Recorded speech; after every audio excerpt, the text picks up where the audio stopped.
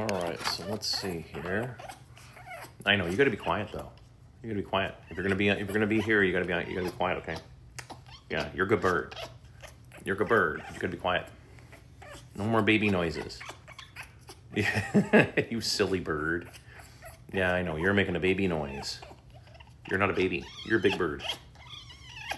You're a big bird. There we go. So, why is anybody still paying taxes at this point? You know, like I did this video like, I don't know, 2-3 days ago. And someone else had asked me, and I went on this podcast yesterday. And the question was like, you know, because they'd seen that video about where I asked, like, why are we still doing taxes when clearly the government can just print it whenever they want at will? So, you know, the government, the Federal Reserve, etc., whenever they need to have some money, they can just print it. So I'm kind of not asking rhetorically. I'm actually asking, like, why is anybody bothering with this? And if the standard answer, of course, is, well, it's fear, right? You know, well, I fear to not pay them. You know, so it's like, okay, so it's protection money that you're paying. Like, okay, but I mean, it just seems like that all sides, and I'm getting a little annoyed with pretty much like, I mean, I know the clans all hate each other, but I used to be pretty indifferent to the clans, but I'm like starting to get a little annoyed by both clans, particularly the two big ones, the so-called capitalists and the so-called socialists or communists or what do you want to call them, where it's like both of you guys are like pathetic. I don't know. I know, huh? That's just kind of how it seems. Like, well, okay, so why exactly are we... Both sides agree to have... Well, I mean, like, wasn't it Marx that said, under no pretext, you know, should you be disarmed? So, yeah, I mean... Like, and that's for the left people, and for the right people that are constantly going about, you know, America, and, you know, we need to have AR-15s, and like, okay, so you guys both fundamentally agree on this, so what the hell? I think that's a fair question. I know, you're super funny. You're a funny bird. So, yeah, I know, that's super funny bird. So let's scroll down here because I saw a couple of questions. So that was my only preamble, was just me kind of asking that question. So, hello to all people who are showing up here. I may not be here very long tonight. It may only be an hour. I'm kind of tired. I've been running a chainsaw all day, so I'm kind of you know, I was taking down trees today. Let's see. Borrow bonds, convert to cash, reserve. Well, yeah. I mean, let's see here. Last free market was automated. Yeah, no kidding. Well, you know, I don't know. I mean, there was actually a free market between about 1790 or so and about 1861. Pretty free market then in the U.S. So free, in fact, that it absorbed just enormous amounts of wealth out of the entire world as people flooded into the U.S. because they wanted to keep all their money, because that was the case. I mean, back then there wasn't any income tax, property tax, inheritance tax. I mean, you literally kept whatever you made. I know, you're super funny. Let's see here. I forget that you have a gray, which puts you back into the realm of insanity. Yeah, probably. I don't know. I've had her for 20 years. She's almost 21 now. So she's almost old enough to drink. Yeah, coming up on 21 years now. So she's almost 21. Let's see here. You just got a number 2 gifter bet. I don't know what that... I even to this day... One of these days I'll have to go and look up what all this stuff means. But thank you to whomever is giving me something. If you're doing some kind of donation, I appreciate it. I still need to look up what these things actually mean. Let's see, where they only use gold and silver. Let's see here. Where was this? Corrupt communism. Well, yeah, I mean, corrupt, you know, I mean, the idea of state-owned everything is kind of ridiculous to me, because it assumes that the state, which is the collective greed and incompetence of the people that make up the state, it's like, especially if you're electing them, then it's like, okay, you know, like what makes you think that they're going to be any less corrupt? They're just as human as anybody else is. So, Trump is 100. Why are we voting for? Yeah, I know, kidding, huh? No, dude, I'm with you on this one. I think that it's ridiculous. There was some dude that tried to like, there was some representative. He wanted to have like this idea where Trump could have like a third term. They wanted to amend the Constitution or something. Like, dude, come on. These boomers are already out of touch with all reality, let alone someone, he would be like 82 at the time. So, dude, you like these guys it's time to go out to pasture. You know, it's time to go do something else, man. Jesus went to India, research about the unknown years of, I don't know what we're talking about. Sorry, man. Your content's hilarious. I wasn't trying to be funny, but I'm glad that you got a laugh out of it. So I'm always happy about that. You're gonna burn some hard treats, not promises of inflate. Yeah, I know, kidding, huh? I know. Actually, you had chicken the other day. Yeah, I know you had chicken. Birds eat chicken. They are omnivores. Can he talk? Yeah, she says about 700 words now. I mean, when she wants to. She mostly now just kind of makes a bunch of noise because she's just with me, so she's just doing the crazy bird thing right now.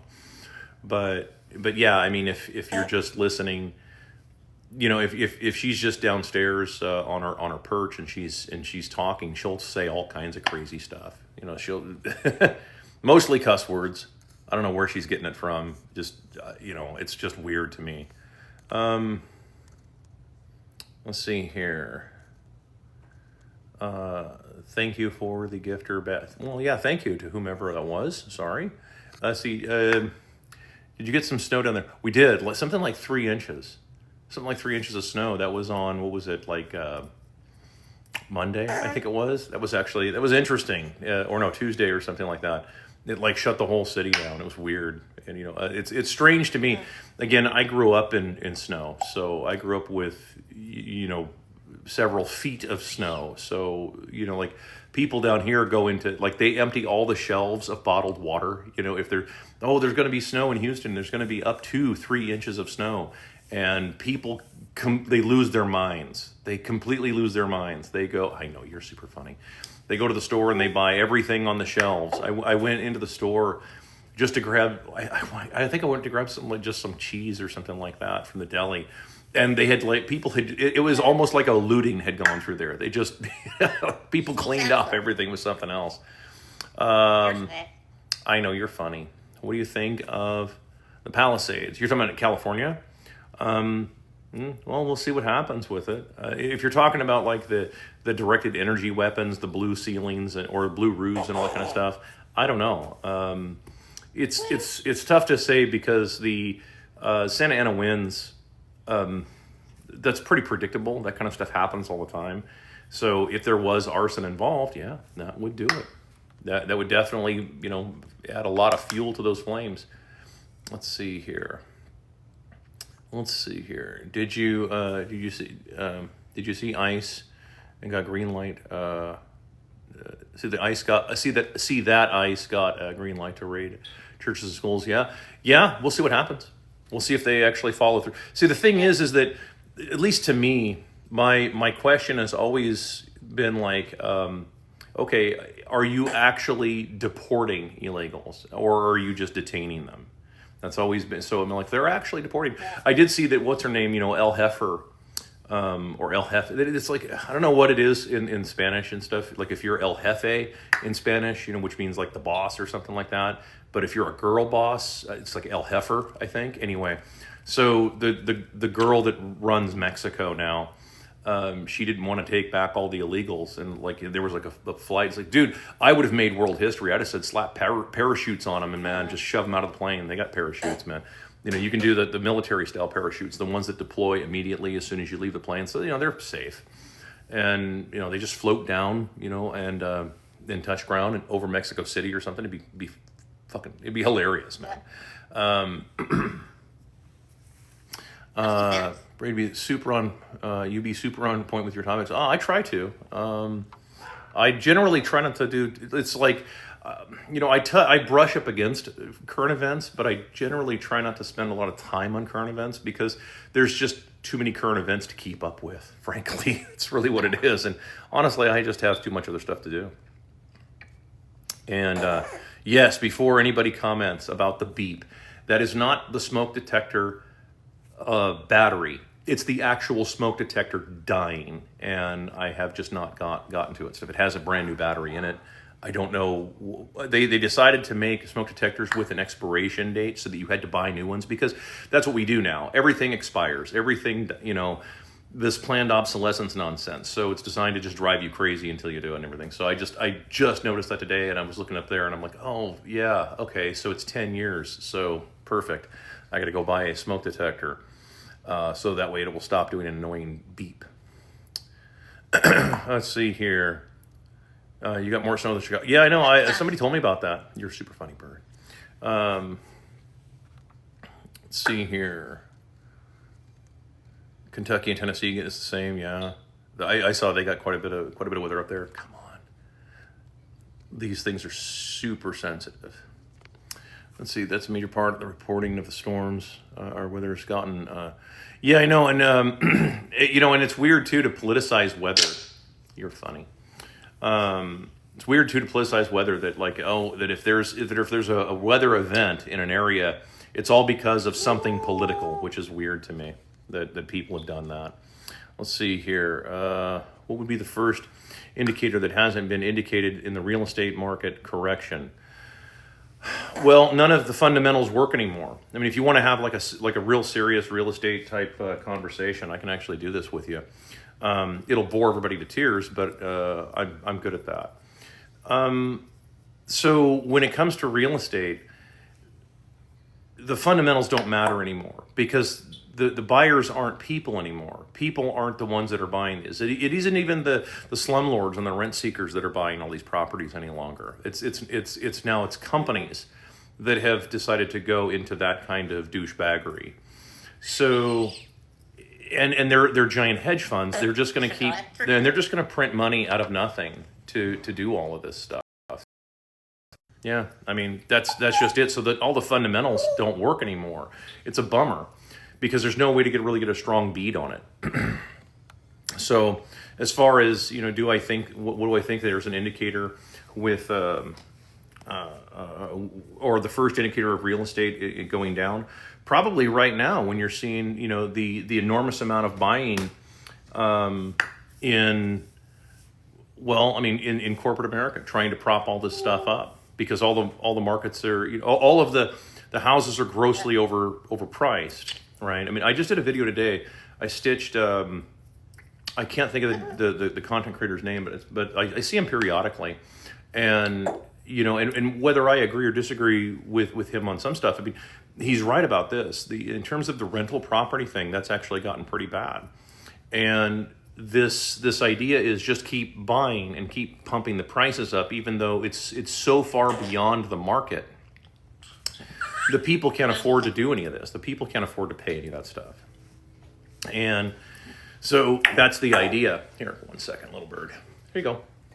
Step out. There you go. Thank you. So that is the idea. That at least that's what I'm seeing anyway. If you were asking my opinion as far as like, what do I think the indicator is that the real estate market is basically, the bubble has popped. Yeah, it's the idea of propping it up endlessly. 3-4 days ago, I went and looked at a property, and it was just a new house, a new construction house, that they were wanting like $1,850 a month to rent this place out. And the $1,850 a month, the house isn't worth that. The house itself, they couldn't sell it. So yeah, you know, you'd have to lower the price of the house down to like, you know, I think they had the price of the house at like $310,000 or something like that.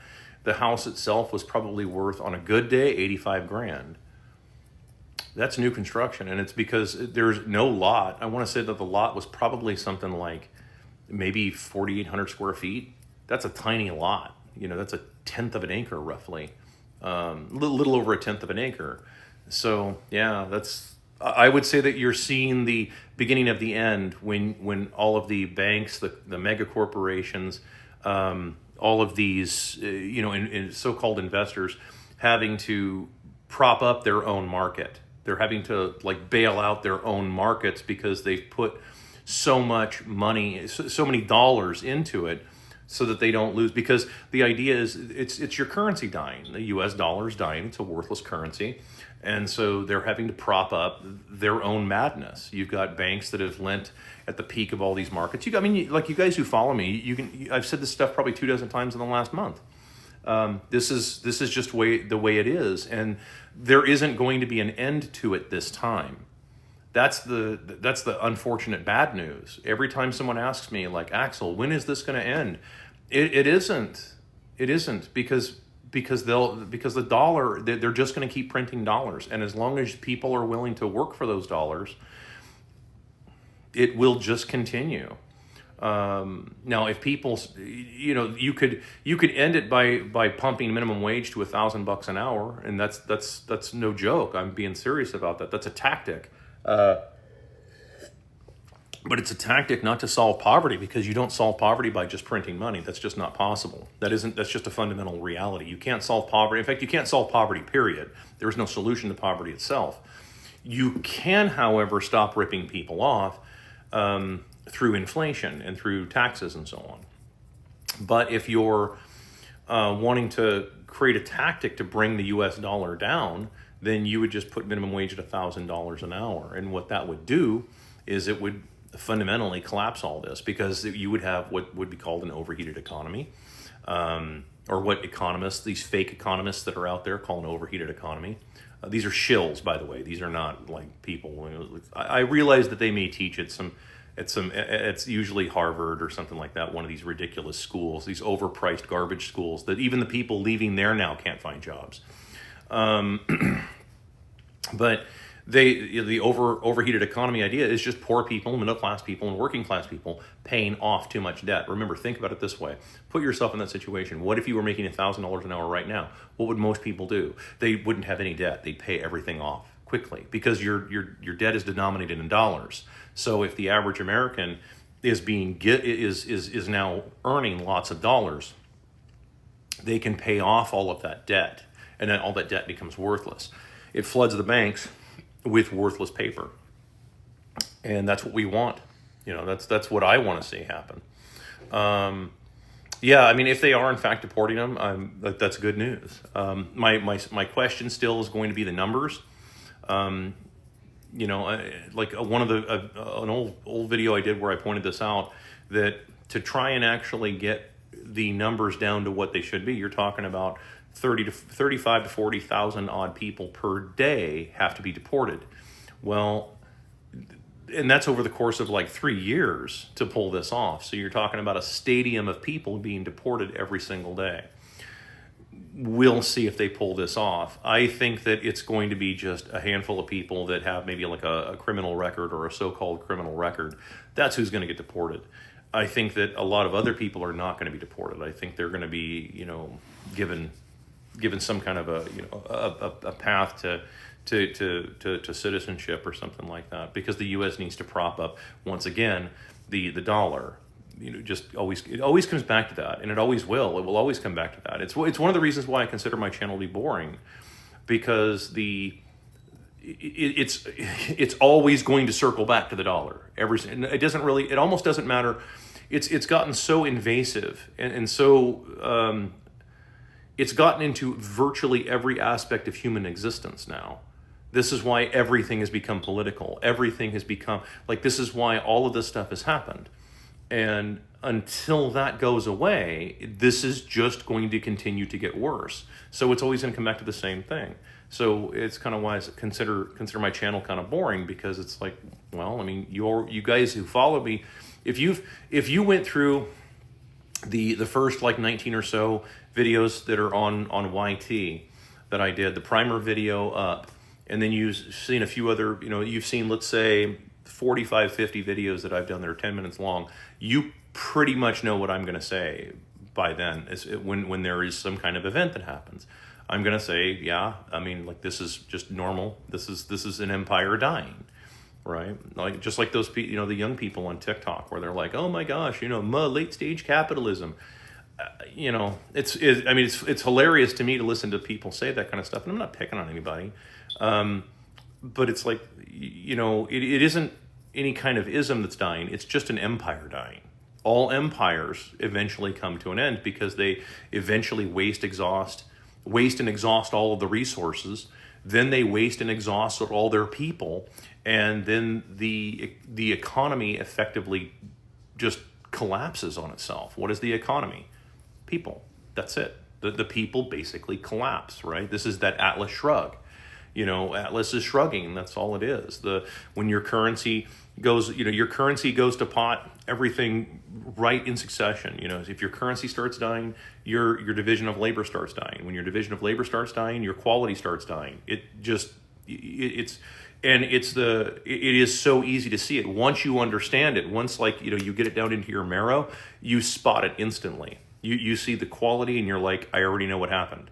You don't even need to have someone tell you the story. You already know what happened.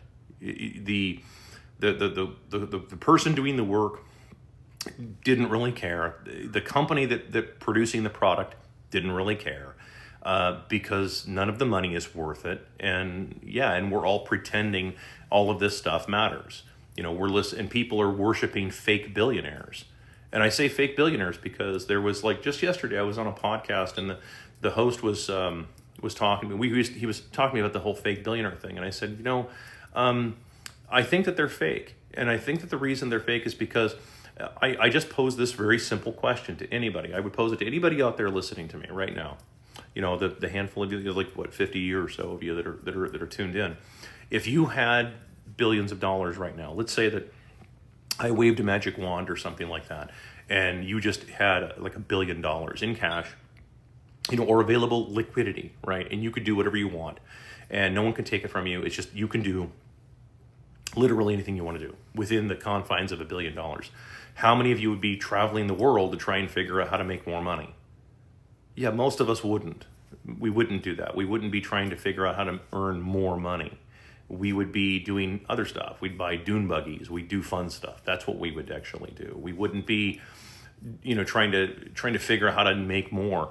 The reason these people have to keep making more is because they borrowed so much money from these fake bankers that have once again conjured this out of nothing. And I can't talk about it on TikTok because I'm surprised that his channel won't get banned for the way that I explained it, but I can kind of maybe hint at this on TikTok, which is that I think that the contract that a lot of these guys signed is not the contract that it's not just something simple like, you're borrowing $1 billion from the bank, and so just pay it back with 2% interest or 1% interest or something like that. I think there's probably another contract, a secret contract that you're not allowed to discuss, and you are agreeing to, who knows what these people are agreeing to actually. For real, who knows what they've agreed to. And I really think that that's actually what's ended up happening. Is that that's why they're just just like with back with Musk himself, just after Christmas or on Christmas when he got completely ratioed on his own platform by people, so much so that he had to change the algorithm. It's because of that. And there was a commentator, and I happen to agree with somebody who there was some. He's like, it almost feels like, this is what this guy was saying. He's like, it almost feels like that. It's like you owe somebody money. Is the type of tantrum that we all saw. It's like, just like imagine you owe, you have a gambling debt or something like that, and you were trying to make enough money and to settle this debt, and then everybody went against you, and then you're like, it's almost like a tantrum like that is what it kind of seems like. So I kind of wonder about that. It's certainly entirely possible, and it wouldn't surprise me if that was actually the case. What's up, Cool Bird? By the way, I hope you're having a good day. I am actually. I'm tired. I mean, I've been running. Like I said earlier, I was running a chainsaw all day. I'm trying to clear my driveway, so I have a bunch of trees and such. So I actually had cut down oak trees. We try to keep the big oak trees, and we try to keep these big big, beautiful trees, but some of them are actually in the way, so they have to come down, unfortunately.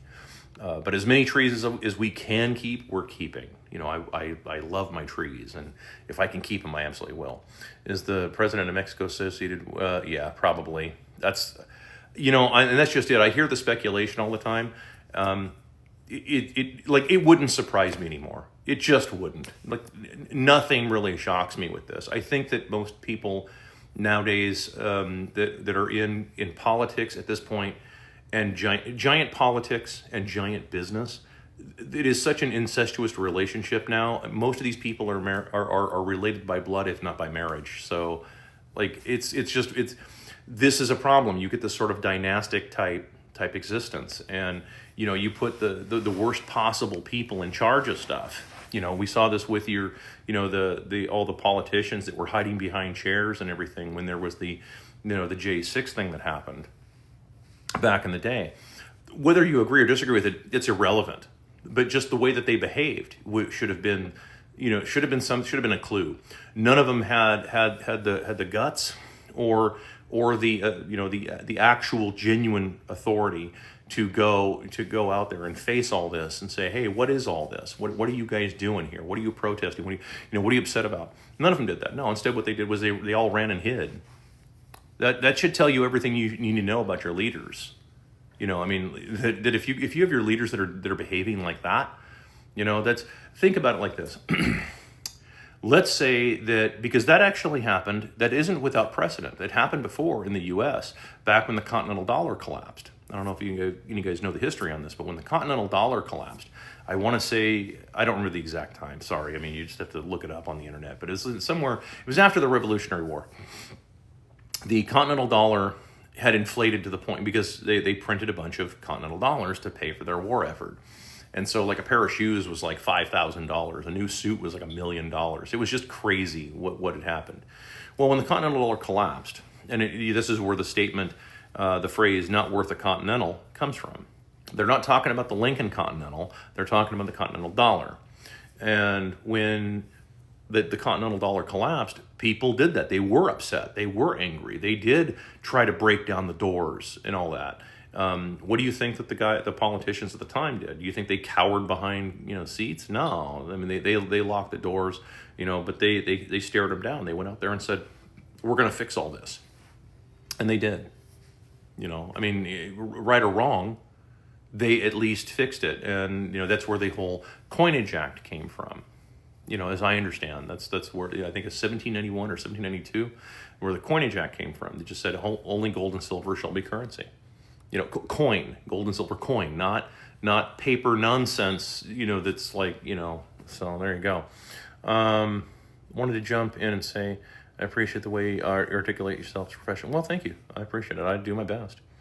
How about Mississippi trying to make illegal immigrants get life in prison? My first question is, who pays for it? This is why I don't Klan.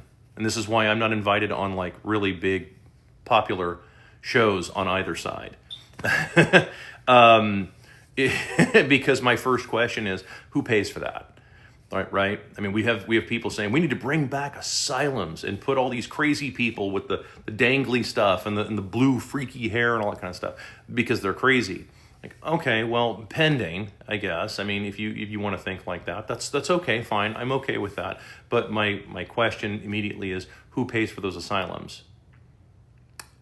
Because I don't want to pay for that. And most people, I think, if they're given the option, they're going to say, well, I don't want to pay for this either. Like, what the heck? I mean, what should we do? How do we handle this? Well, I mean, let's ask ourselves a question. Let's say there was a crazy naked man running around doing crazy stuff, right, in some town somewhere. What if that had happened in, say, I don't know, in California, in 1878? Right, so not 1978, not during the days of free love. No, 1878. What would happen? What do you think would happen to that? They'd probably knock him over the head and drag him out of town and say, we don't care what you do elsewhere, but you're not doing it here. That's what would probably happen, right? So that's pretty cheap. I'm not saying that's right or wrong. I'm just saying that's the reality. Let's see here. Nice dinosaur. You're a little bird, I guess. Yeah, I guess you could call her a dinosaur after a fashion. Let's see here. Let's scroll back here because I've gotten my. Wow, this scrolled like hundreds out of the way. Oh my gosh. So, here we go. It says I got another gifter badge. Whomever is giving these gifter badges, thank you to whoever you are that is doing this. Hey there to you too. Let's see here. We have these phantom mid-rise buildings and yeah, we have them all over Texas down here. We have the phantom mid-rise buildings where there's basically nobody in them. Yes, we have those. They are a giant. Most of them are giant monuments to vacancy at this point. There are empty buildings, and when the sun sets, for example, or when the sun, like in my case, I'll drive through town. Like if I drive through actual town, right, and the sun is setting, so it's kind of behind the buildings. You know what I'm talking about? And I'm sure a lot of you have experienced this. You can look right through the buildings. There's nothing in there. There's floor after floor after floor after floor. There's nothing in there. They're empty. There's no reason to be in there. There's no point in any of that.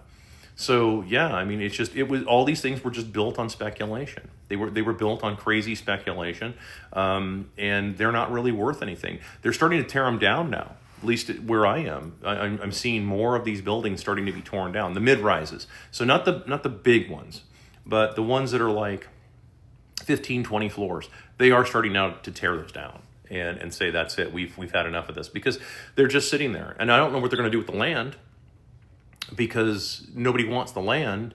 Nobody wants the area that a lot of this stuff is. So it's like, this is the end of the speculation. And yeah, so that's how it is. Did your parrot speak? Yes, she does.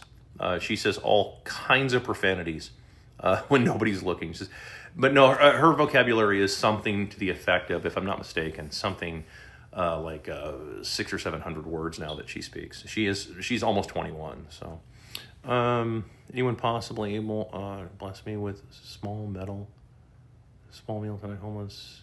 Okay, yeah, maybe. Let's see here.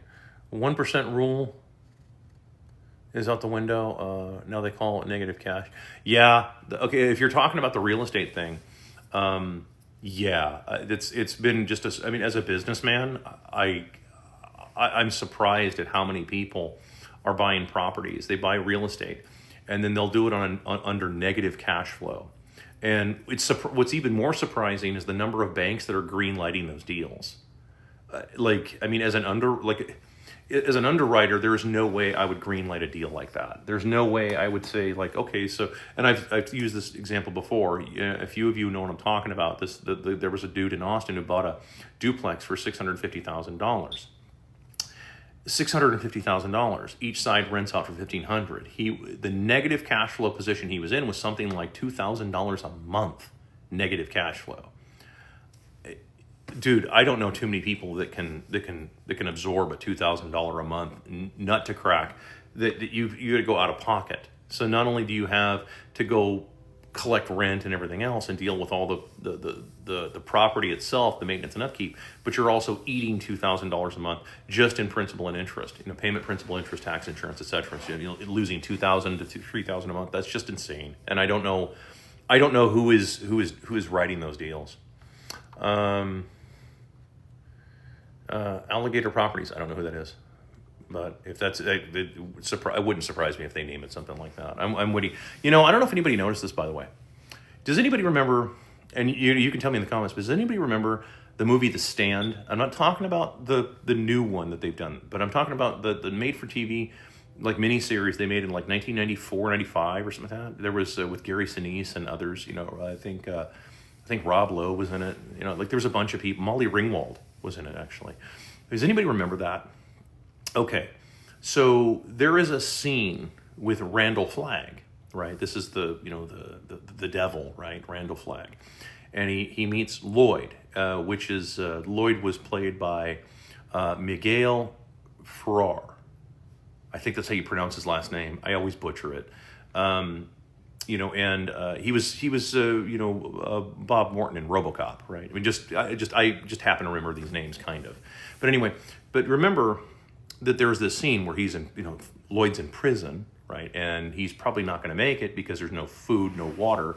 And so he needs to get out. And the devil makes this offer like, hey, I'll let you out, but I own you, right? Okay, so it's this Faustian bargain, right? So he lets him out, he agrees, he lets him out. And then he gives him this little stone, right? Where I'm going with this is just, the little stone, right? Okay, that little stone, if you notice, it's a black rock. I don't know if anybody else has ever pointed that out. I don't know if that's like an original thought of mine or not, but like, has anybody noticed that like it's a black rock and it's given to you literally by the devil, right? and you now you're now part of the program. You're now part of the this oligarchy that we have, right? I will place you high in my council. And so, yeah, I don't know if anybody saw that, you put that together or not. But if you haven't seen it, it was a good made for TV program. But it's like I just remember that black rock. And I always think of that whenever someone says black rock, like, yeah, or Blackstone. There's another hedge fund called Blackstone that keeps buying up all the houses. All right, and then pumping these rents to the point where nobody none of this is worth any of this. The house that I went and saw they wanted $1,850 a month for, that place realistically should have rented. I'm not kidding. Should have rented for about $800 tops. $800 tops. That's really all that place was worth. Hedge funds buy single family homes apart. Yeah, I know they are, and it's really terrible. I see eviction notices in my neighborhood doors every. Yeah, that's exactly right. It's becoming to the point where people can't afford it anymore. They can't. You've squeezed people enough to the point where they can no longer afford it, and they maxed out all their credit cards. Right? Was it something like the delinquency rate on credit cards now is like record highs? Like it's never been as high as it is. I would tell anybody same thing, man. If you have credit cards and you still have room on them, go max those things out, and tell the bankers to get bent. Just there you go. And but they'll chase me down. They'll sue me. Whatever. Dude, come on. In your opinion, what do you believe is a living wage for an average individual out of school? Well, it depends on what kind of living you're wanting to do. It's a relative term. So, and this is a tough one, but I'll give you just my opinion. I think that if you're just out of school, I think it depends on the type of school that you went to, and I think it depends on your age. Most people are getting too much, way too much school. I'm not going to make any friends by saying this, but then again, I don't make a whole lot of friends as it is, and that's by design. Yeah, when you go to these schools, 8th grade is enough. It really is. 8th grade is enough. It was enough back in 1912. Go look at the 8th grade equivalency test from 1912. Go look it up on the internet. Anybody out there can go look it up and read those questions. That is what an 8th grader was expected to know. There are MBA graduates that couldn't answer some of those questions right now, that come from prestigious universities that wouldn't be able to answer a lot of these questions. And I'm not talking about the era-specific questions about, because a lot of people don't know what a cord of wood is. For those of you who don't know, it's 4 by 4 by 8. But anyway, this is just reality. People are getting too much education. So when they get out, and the thing was that used to be the shortcut, right? The shortcut that was told everybody in the 80s and 90s. As a Gen Xer, I heard it probably 100 times. Just go to college, get a degree in anything, and then you can go. That'll surpass all of the rest of it, and you go straight into some kind of management type position, right? Because nobody wants to do any labor, but nobody wants to really be the owner either, because they don't want to take the responsibility and the risk. What they want to do is be right in the middle, right? Right in the middle, where the slave drivers are, right? The slave. You don't want to be a slave, and you don't want to be a slave owner. Right in the middle. What's right in the middle of the slave and the owners? Yeah. So yeah, that's how people are. That's how people want to how people want to be. Where I'm going with that is just pointing out that that was used to be touted as the shortcut, was that you went to college, and then when you got out of college, then you would be making six figures, and you could sit at a corner office and pretend to work all day long. That was hype. That was crap. That was a complete lie. It was a lie back then. It's a lie now. So to answer your question, it really depends on how much schooling you had. So let's say that you had 8th grade. I'm not talking to you specifically. But I have to answer this in steps. If let's say you had 8th grade education and then you went out into the world, okay, well then if you pick up a skill, I don't know, welding fabrication. I don't know, I'm picking something out. It could be any type of skill. Well, you're not going to be worth a whole lot in the beginning, but you become worth quite a bit after just a couple of years, after a very short period of time. And then you become worth quite a bit because if you can do the job, you get paid more. Now, let's say that you're 25 and you're just getting out into the real world. Well, now remember it was sold as, well, yeah, I got to college, so therefore I should make $100,000 a year. That was a lie then, it's a lie now. That's why companies will say, okay, well, you've got a degree, but you don't have any experience. That's the problem, is that because, experience will always trump it. And it's the truth. That's how it is, unless you have too much experience. So if you're in my position, you have too much experience, and if you're wanting to work for a company, which I can't, I'm fully unemployable. Like, that's just a reality. As far as big mega companies, I could do I don't know, CEO of Coca-Cola or something like that. I could replace James Quincy, but as far as anything else, I'm not set up for that because I have too much experience, and too much experience works against you as well. So if you don't have enough experience, then they're going to want you to sell yourself, really low. They're going to want this really low wages. What should be a livable wage? Well, if somebody told you that you were going to make six figures if you had a degree in whatever, I don't care what the degree is because they're all becoming worthless now. They become worthless when you give them to everybody, right? When everybody has a degree, then what is it worth? Really nothing.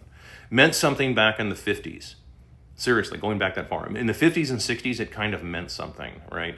After that, it started losing its punch.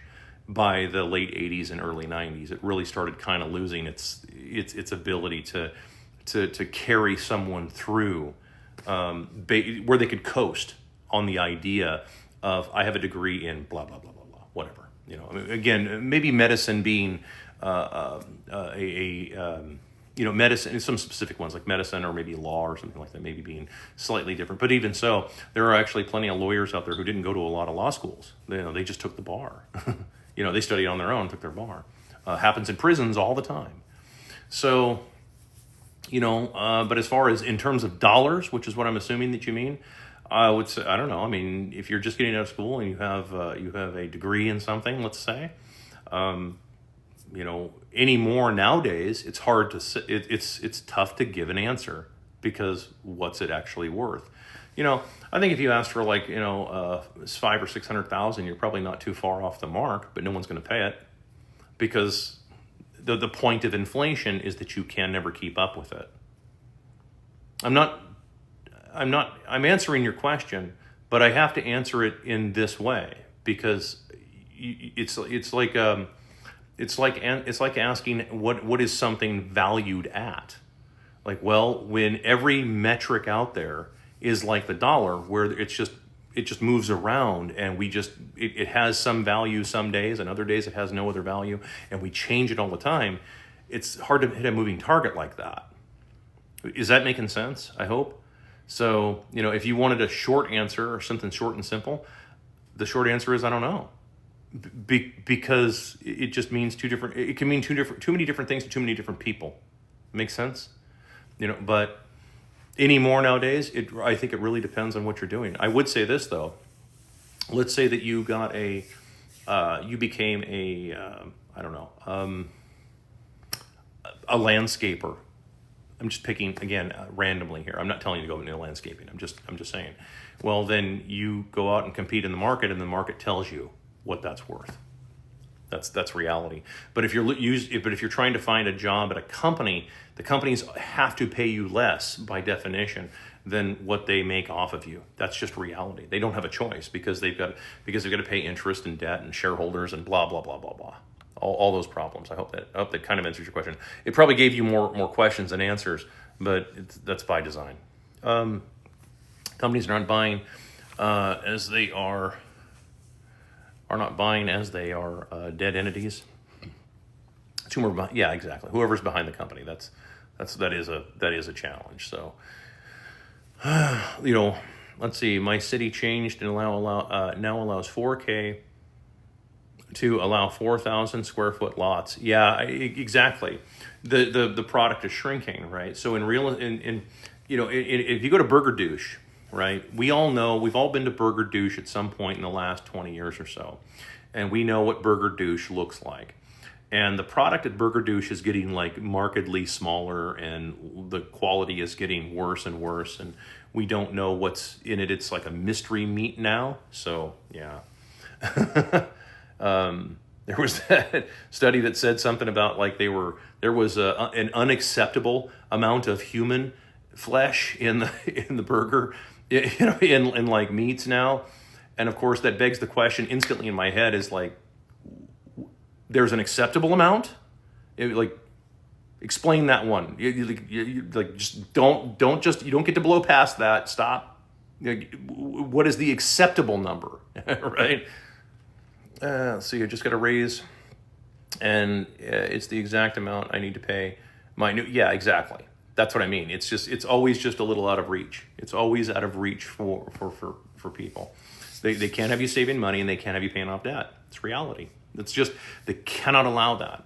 If they allow that, then their dollar falls apart. Their Ponzi scheme falls apart. That's exactly what happens. Because then people start having normal lives. They start having kids again, and they don't want people having kids. Watch their actions. I don't care what America's favorite fake billionaire says about, oh my gosh, demographic collapse. I don't care what he says. Watch his actions, dude. His actions betray him. Right, that's reality, and this is true for all of the fake billionaires out there. Watch their actions. I don't care what they tell you. Watch their actions. How many fake billionaires are going out of their way to like raise all the wages for all of their people, so that they can afford to have families? Probably zero. That means that don't listen to anything they say. They've become little more than politicians.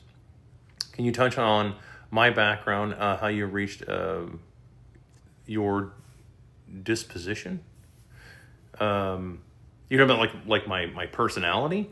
Yeah, I'm pretty harsh, I admit. I'm a very difficult person to know. Ask anybody who knows me; they'll tell you I'm really difficult to know.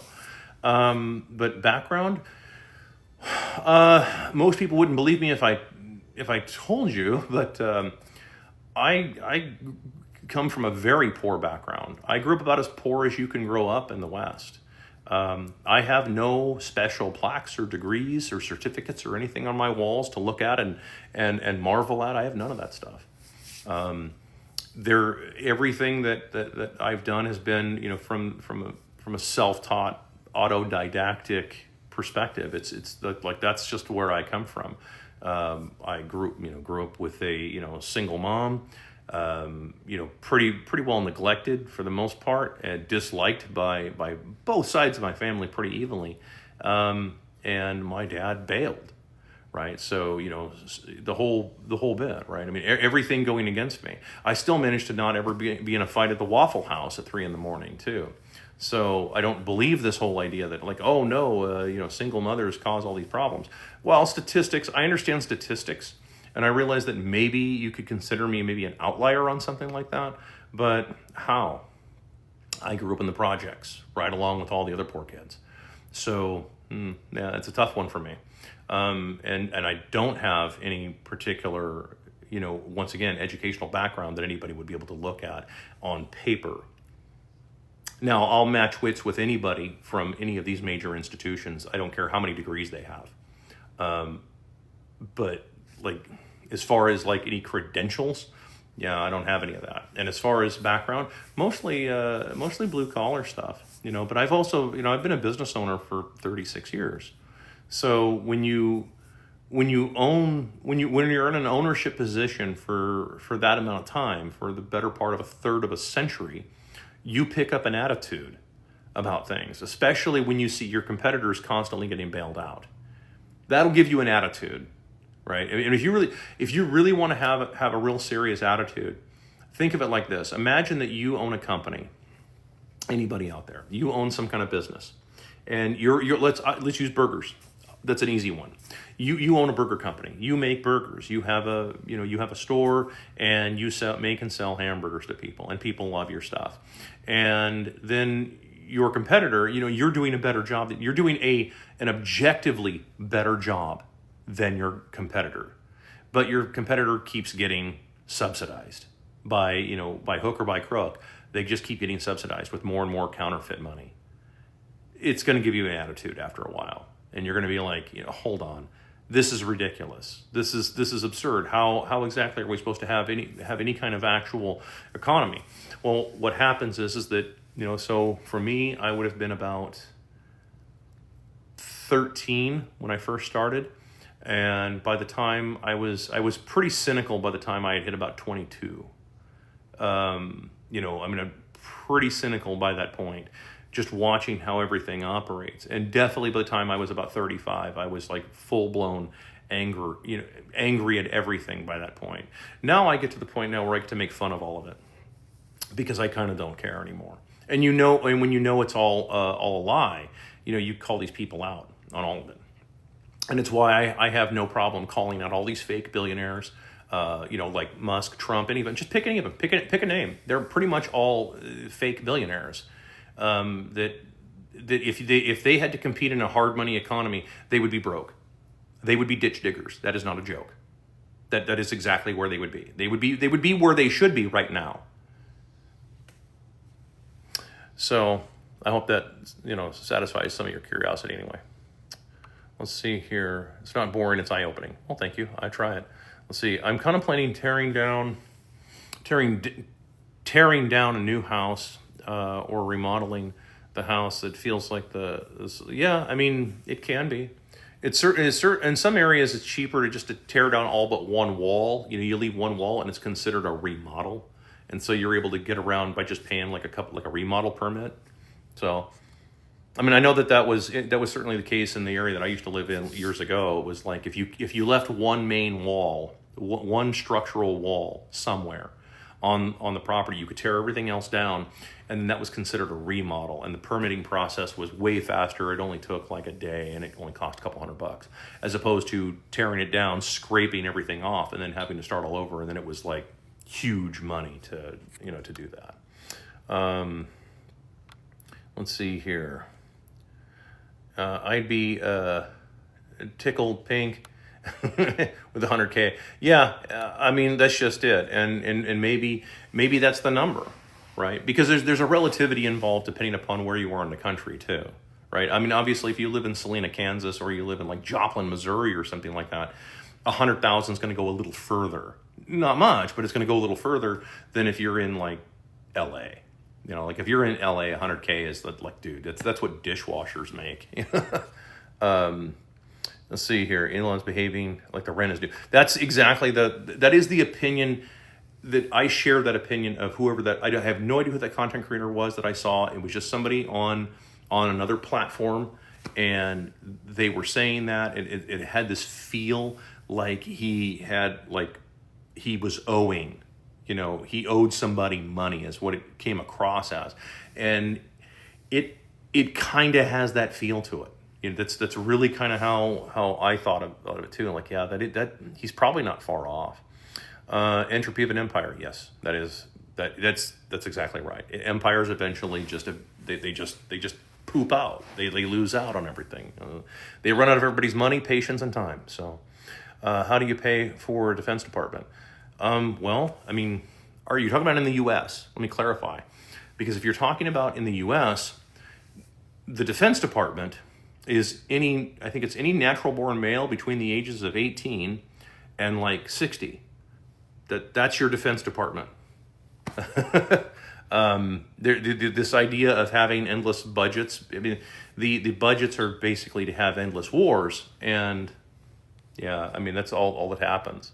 So if you're talking about in the U.S., it's everybody that's supposed to be a part of that.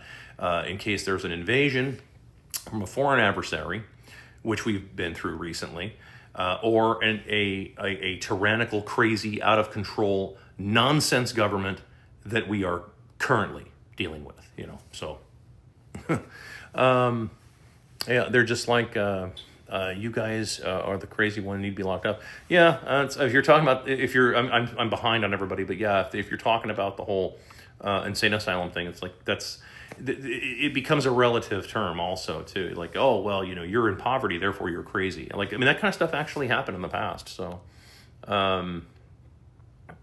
Let's see. I say everyone stop paying property taxes. Yeah, that is a big one. If you were, and the thing is that it's easier to do if you have more property owners, right?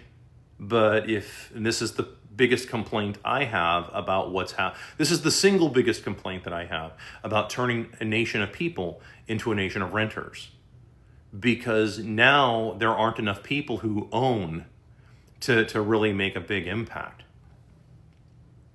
You follow? Okay. So, people's politics change when they get older and they start owning a piece of the country, right? We all know that's kind of how it works. That's sort of the way things work. Well, if you have locked everybody out of ownership, then it just doesn't hit it doesn't hit as hard. How does a nation of renters not pay property taxes? They don't. That's the thing. So it's really unfortunate. And this is the thing that the rent seekers and slumlords out there don't understand it.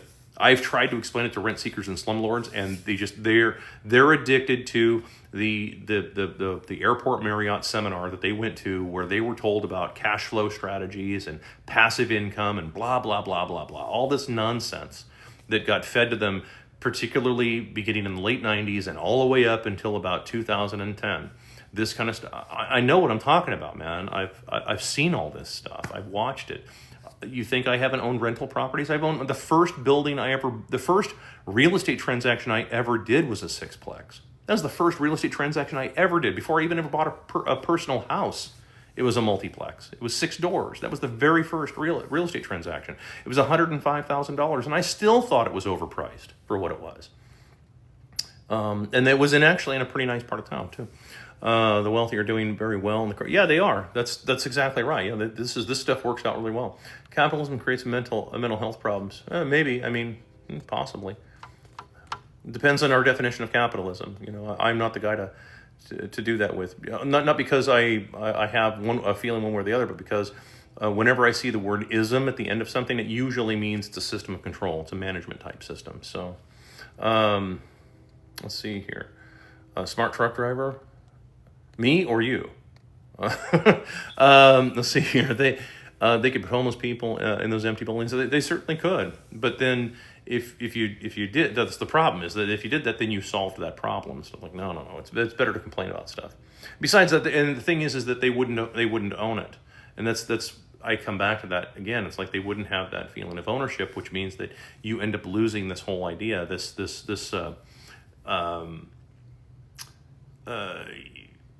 This shared existence that we kind of have here, by whether we like it or not, we still have to work together, right? We still have to live in the same country, so we have to work together.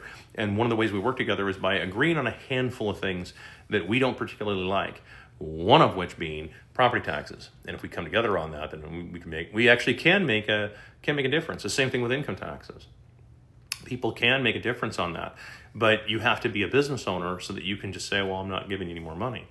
Big businesses will always steal your money first out of your paycheck and pay government. They will always do that. They will always do that because they'll follow the orders of what the government is, because it's the government they just lobbied for. So they will always steal your money out of your paycheck and give it to the government. Well, it's much harder to do with 1099 people, right? And then they have to change. So in other words, put yourself in that position. Try to think like an evil person.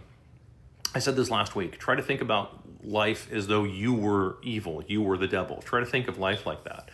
and think, okay, would I rather control 500 or 600 mega corporations or try to go out and control 70 million small businesses? Yeah, that's just it. It's that decentralization is exactly what you want. You don't want centralization. You want to get away from that as much as possible, and that applies to absolutely every aspect of life. By the way, in my view, yes, TikTok. There you go. Let's see here. What do you think about the Florida housing market? I don't know enough about it to comment on it. I know that their housing market took a bit of a hit after the hurricane. That's all I know. So I can't give you like any kind of real heavy specifics. Do you see a potential crash in the housing market? I answered this earlier stuff, but yes, it is underway. But it's not a crash the way anybody would think. It's going to be a crash. They're just going to print dollars and buy all these houses and let them sit empty. That's what they'll do. I'm not kidding. They'll let those houses sit empty for 6 years if they have to. They did the same thing in 2009, 2010, 2008, 2009, 2010. Same thing happened. For the if you're a Zoomer or if you're Gen Z or a younger millennial and you're watching my content, you're probably a little too young to remember that. But I remember it clear as day because I had to live through that madness of watching, like foreclosures happen to all these houses, and then they would just let the houses sit and rot for years. For years. There was a house in the former neighborhood where the hurricane crushed our house. The tree came down and crushed our house. And there was a house across the street. That house sat empty for like 3.5 years. Because they don't want to have the prices come down. They can't have comp values adjust. It's just not allowed. You have to have, you have to find a greater fool, somebody who's willing to give you more money to keep the values going up, right? Because we have to have everything going up because it isn't a real market. What does a real market operate? A real market does this, right? There's ebbs and flows, right? But when you have a fake market like this, it always has to go up. I'm in SoCal trying to avoid homeowners policy cancellation of my house. Yeah, that's it. I mean, just like I pointed out with all insurance. There's no way for them to pay out claims and still make a profit. Insurance itself by itself cannot work mathematically. There's there's no way mathematically for insurance to function. It just can't. They would have to take in more in premiums than what they would pay out. That's always how it works. And so if they're paying out more than they take in, then they have to go running, either get a bailout, right? Or they have to start finding other ways to cut everybody off. It's the same thing with health insurance. That's why health insurance is what it is. Health insurance is a complete, total scam. In order for shareholders to make money, of which if you have a 401k, if you are invested, if you're a boomer, and you have money in the stock market, you probably have a mutual fund or a hedge fund or some kind of fund. In that fund are probably every single major health insurance company out there. Every single one of them are out there. Well, if you want your investment portfolio to continue to do this so-called number go up thing, if you want that, then you want those insurance companies to destroy everybody in their path and make a big profit so that way your shares go up. Remember, giant corporations and giant government are your collective greed and incompetence of society. You're welcome. It's just how it is. And until society has to deal with that, but they're not going to. They're not going to. People hate to deal with their hypocrisy. We are all hypocrites to a certain extent, but some of us are terminal in their hypocrisy. Like I've said on many times, is that there's a big difference between wanting to create a nation of renters so that you can have like a $200 a month cash flow position. There's that level, and then complain about people's voting patterns. There's that level of hypocrisy, and then which is like terminal hypocrisy, and then there's the minor hypocrisy of you shouldn't smoke, kids, puff puff. Like that's right. That's the minor hypocrisy that we all know is like stupid. Yeah, I think Blackstone was the original one. Yeah, I think you're right. I just got Reno-victed. People been renting here for 30 years. Wow, Reno-victed. I didn't know that was a thing. Do you think the Trump admin will be able to revitalize the American empire. No, I think he's going to try. I think that he's going to try. I think he's going to, and I think that they're going to make every mistake possible. I think they're going to hit every branch on the way down. That's what I think is going to happen. I think they are going to hit every branch on the way down, because the problem started, many years ago, but it really kicked into high gear 25 years ago when the media and everybody told women not to have kids. And they told young men, don't have kids yet. Wait until you're in your 50s, I guess, to have families. This is the kind of thing that has happened. And so the problem is when you tell people that you have to go back 25 years ago and then look at it, look at the decline. And that's where you are now. So it's going to take a lot longer to pull out of that, if ever. And so, yeah, and because again, people have to change their attitudes about the way they look at all this stuff and stop fighting with each other about the different isms. They're not going to do that. That's too much fun. It's too much fun to fight about ism than it is to actually start thinking freely and say, well, hold on. How can we solve all this? And how can we not keep getting our people ripped off? Because you want to, if you were going to try and fix the so-called empire, what you would do is you would immediately stop stealing from poor people, and you would immediately flood them with cash. And I don't mean like just write a bunch of checks. That's not what I'm talking about. What you would do is you would just stop stealing from them, and you would back off on the regulation, like on everything. You would back way off on everything, not just business regulations, but personal regulation. You would start getting rid of laws. There's 80 million plus laws on the books in the U.S. Nobody even knows how many laws are here. You would be trying to unwind all of that as quickly as possible, because the freer the people are, the faster they can move. The faster they can get stuff done, the quicker they can pay things off. That's what you would be after if you were trying to do something like that. No, what I think that the administration is going to do is try to prop up a bunch of companies and do this whole idea of the so-called trickle-down thing again, which is bail out these giant companies on the hopes that they're going to hire more people, and like somehow we're going to work our way out of this, except we don't have enough people on the back end of that. Does that make sense?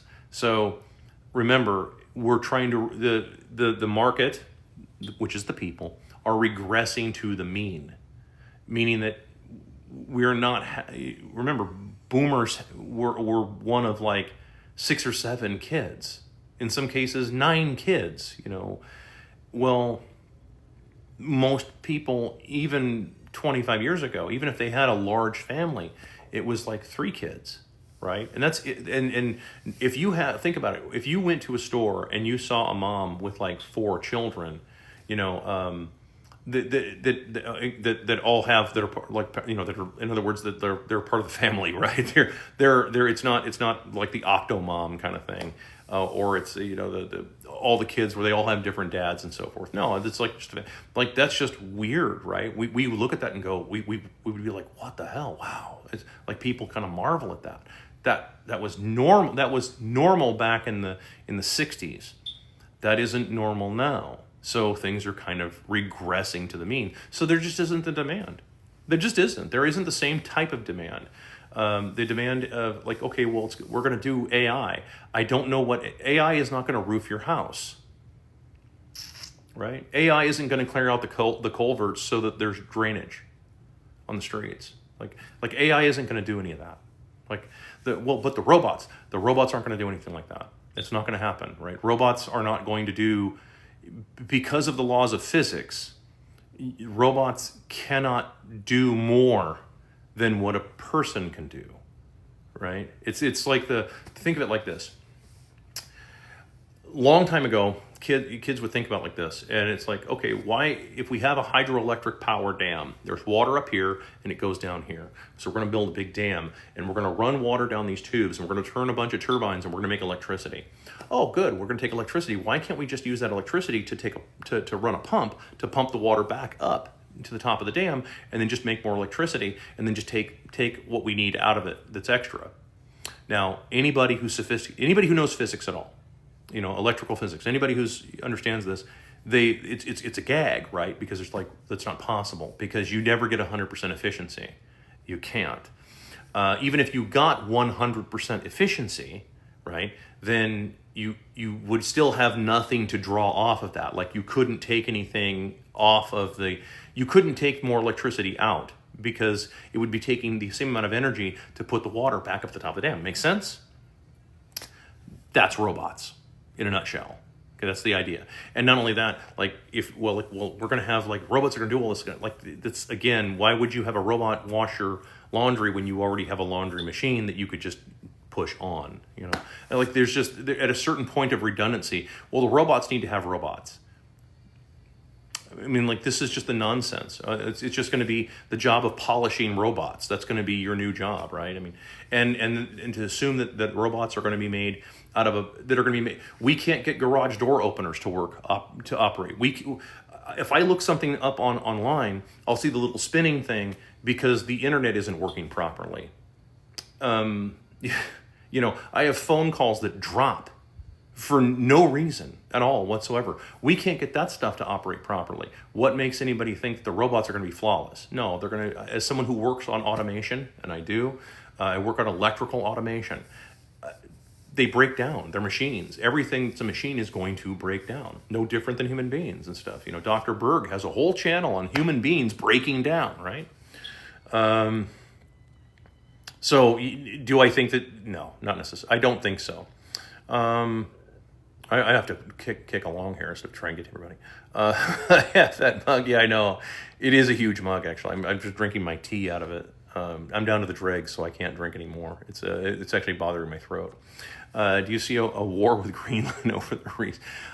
Who knows? That's such a weird story to me. Why wasn't this a thing like 20 years ago? Why now? Why is it being brought up now? Well, it's an awesome distraction. It gets people arguing about something. I watched the Box of Dog. Really? Okay, so you did actually see that.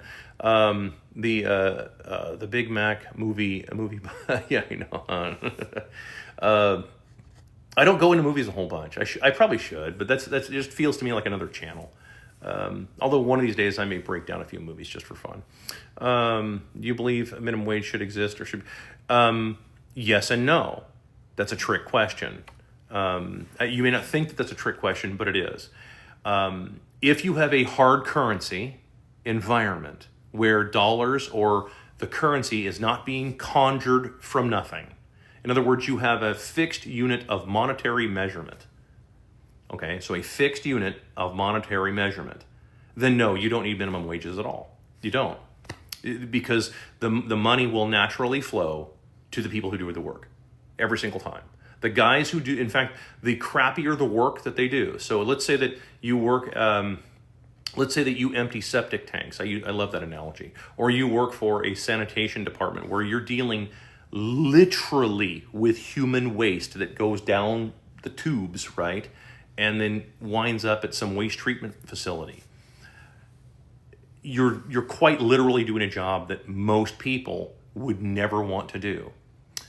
In a hard currency environment, those people make a lot of money because they're doing what is effectively slaying the dragon. They're taking an alpha position within the tribe, so to speak, right? Look up Simon Sinek.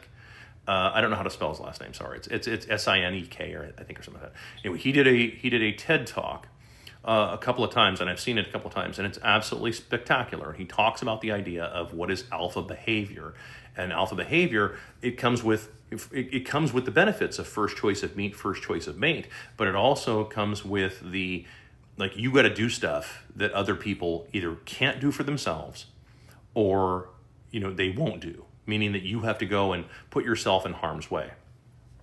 This is the same basic idea. So the people who do all the work will make all the money. So that means you don't need to have a minimum wage in that environment. Now, in an environment like we have right now, all over the world, where dollars and yen and all these different currencies are conjured from nothing at will to specifically create inflation, yes, then you need to have a minimum wage. And the reason you do that isn't because you're trying to solve poverty. You're doing that to keep up with the inflation they're creating. Does that make sense? I've destroyed every libertarian I can think of on this. So much so that Von Mises hasn't blocked me yet. But but and it's a shame too, because we share the same birthday. But like that's just it. It's like they get it. The guys get it wrong. This is where libertarians get it wrong. Like, yes, you can have no minimum wage, but in the proper environment. In other words, do not ever apply free market principles to a captured economy. I don't know if I can say that any more plainly than I just did.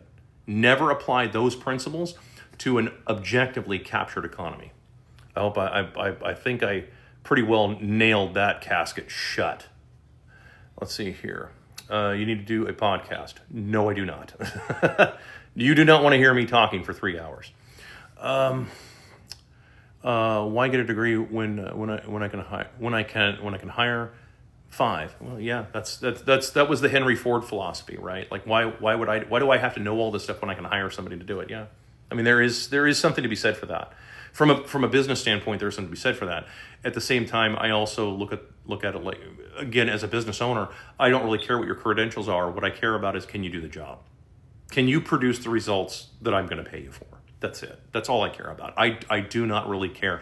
I don't care if you went to a party college. I don't care if you got a diploma from a diploma mill over in Zambia or something like that. Like or you went to the university of whatever it is, upstairs college in like Morocco, like and it's just a diploma mill. I don't care. College degree was such a big deal. But it turned out to be a completely, yeah, it is. It's just, anymore, it's just a waste of time. It's a waste of money. It's a bunch of people that are still living, and unfortunately, boomers still push this, even to this day. And it's really a shame, because like you would think, this is how out of touch they're getting.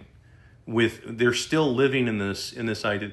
They still live in the past, right? There's a lot of, and it's just like my Gen Xers. How many Gen Xers are out there? When I say, man, 30 years ago, what immediately goes to your head? Like, oh yeah, the 70s. No, that's the 90s. So, like, yeah, that's what ends up happening. They just get a little too far out of touch with it. Yes, needs to do a podcast for sure. You guys, I assure you, you don't want to hear me talk for 3 hours. Let's see here. What do you think of XRP? I don't know enough about it. I know that if it has a CEO, it's going to probably go to zero at some point. And especially if you're just going to conjure it out of nothing. Once again, you're back to the same problem. The idea of a unit of measurement is that it doesn't change. That's the whole idea of a unit of measurement.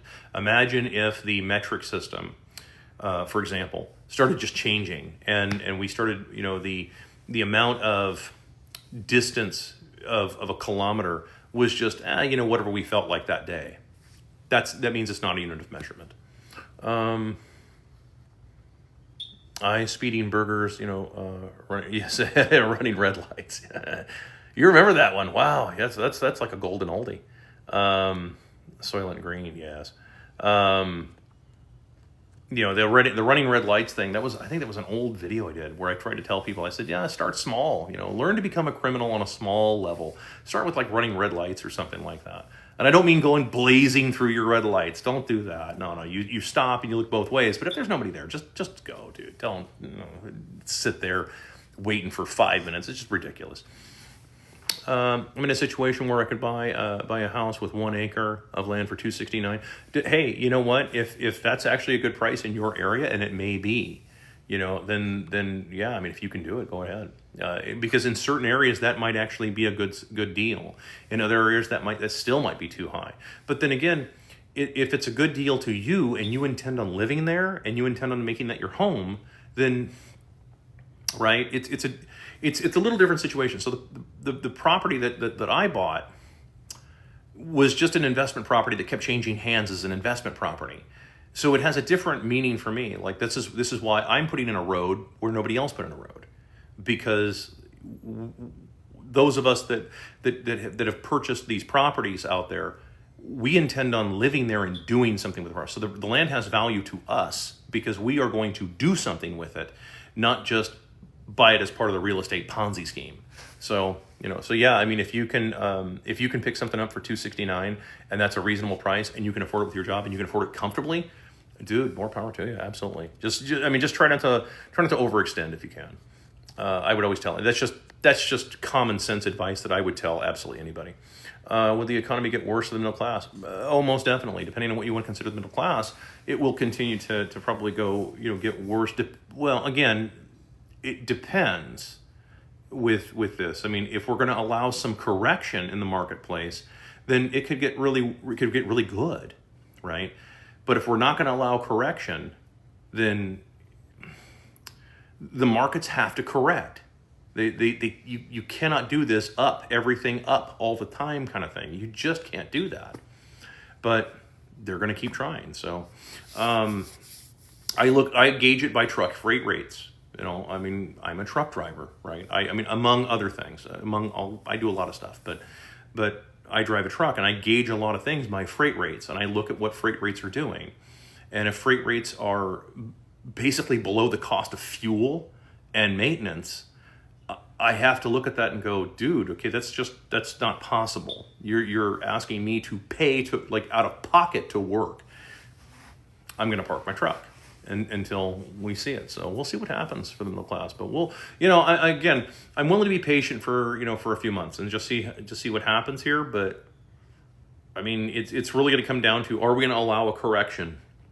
Are we going to allow the markets to correct, or are we going to continue this crazy facade? Are we going to continue the lie? Colleges don't teach truth, because if they did, you would still have diesel cars, getting in clean tech.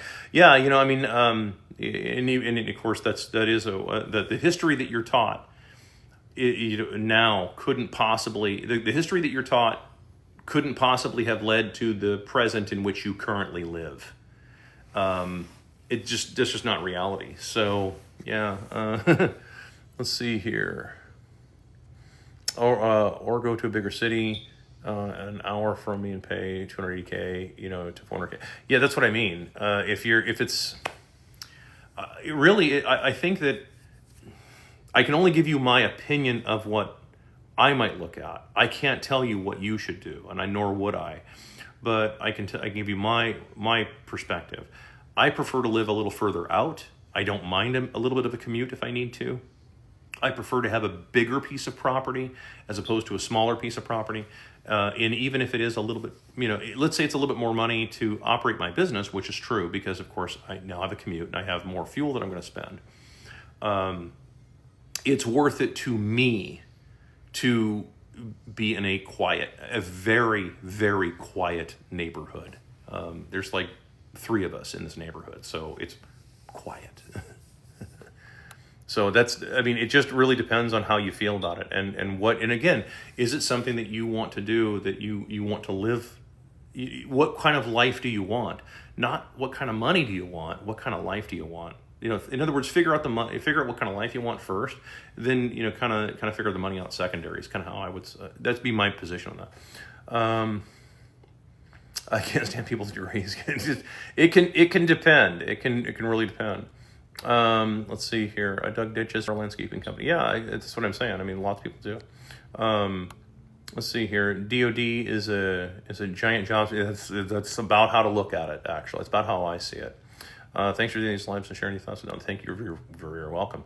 Let me see if I can. I'm going to try and move through these because I'm way behind on everything, and I wanted to get to everybody if I can. How about women's reproductive freedom? I don't know what you're referring to. If you're talking about the whole idea about abortion, I don't know. I mean, I would suggest that people not do it. I don't think that it's actually any good. I think, and I answered this before, I think that if you go to the internet right now, and I'm going to answer this delicately on TikTok, but if you go to the internet right now, anybody, and you look at the type of adult relations that you would see on the internet, 99% of these relations that people are getting video of will not result in a pregnancy. I can guarantee you. Are you following along here? You got to read between the lines on this one. It will not result in a pregnancy. So there's kind of no excuse in my view for the whole So it just seems weird to me. But as far as like, the whole taxpayer funded aspect of that, once again, I'm always going to say, dude, nobody should be paying for any of that. That's between you and your doctor. All these major companies are going. But if you're asked, by the way, but if you're asking my opinion as far as life is concerned, I think that life is actually more precious than people think it is, and I think that we should actually try and think about that, before going too far down that road.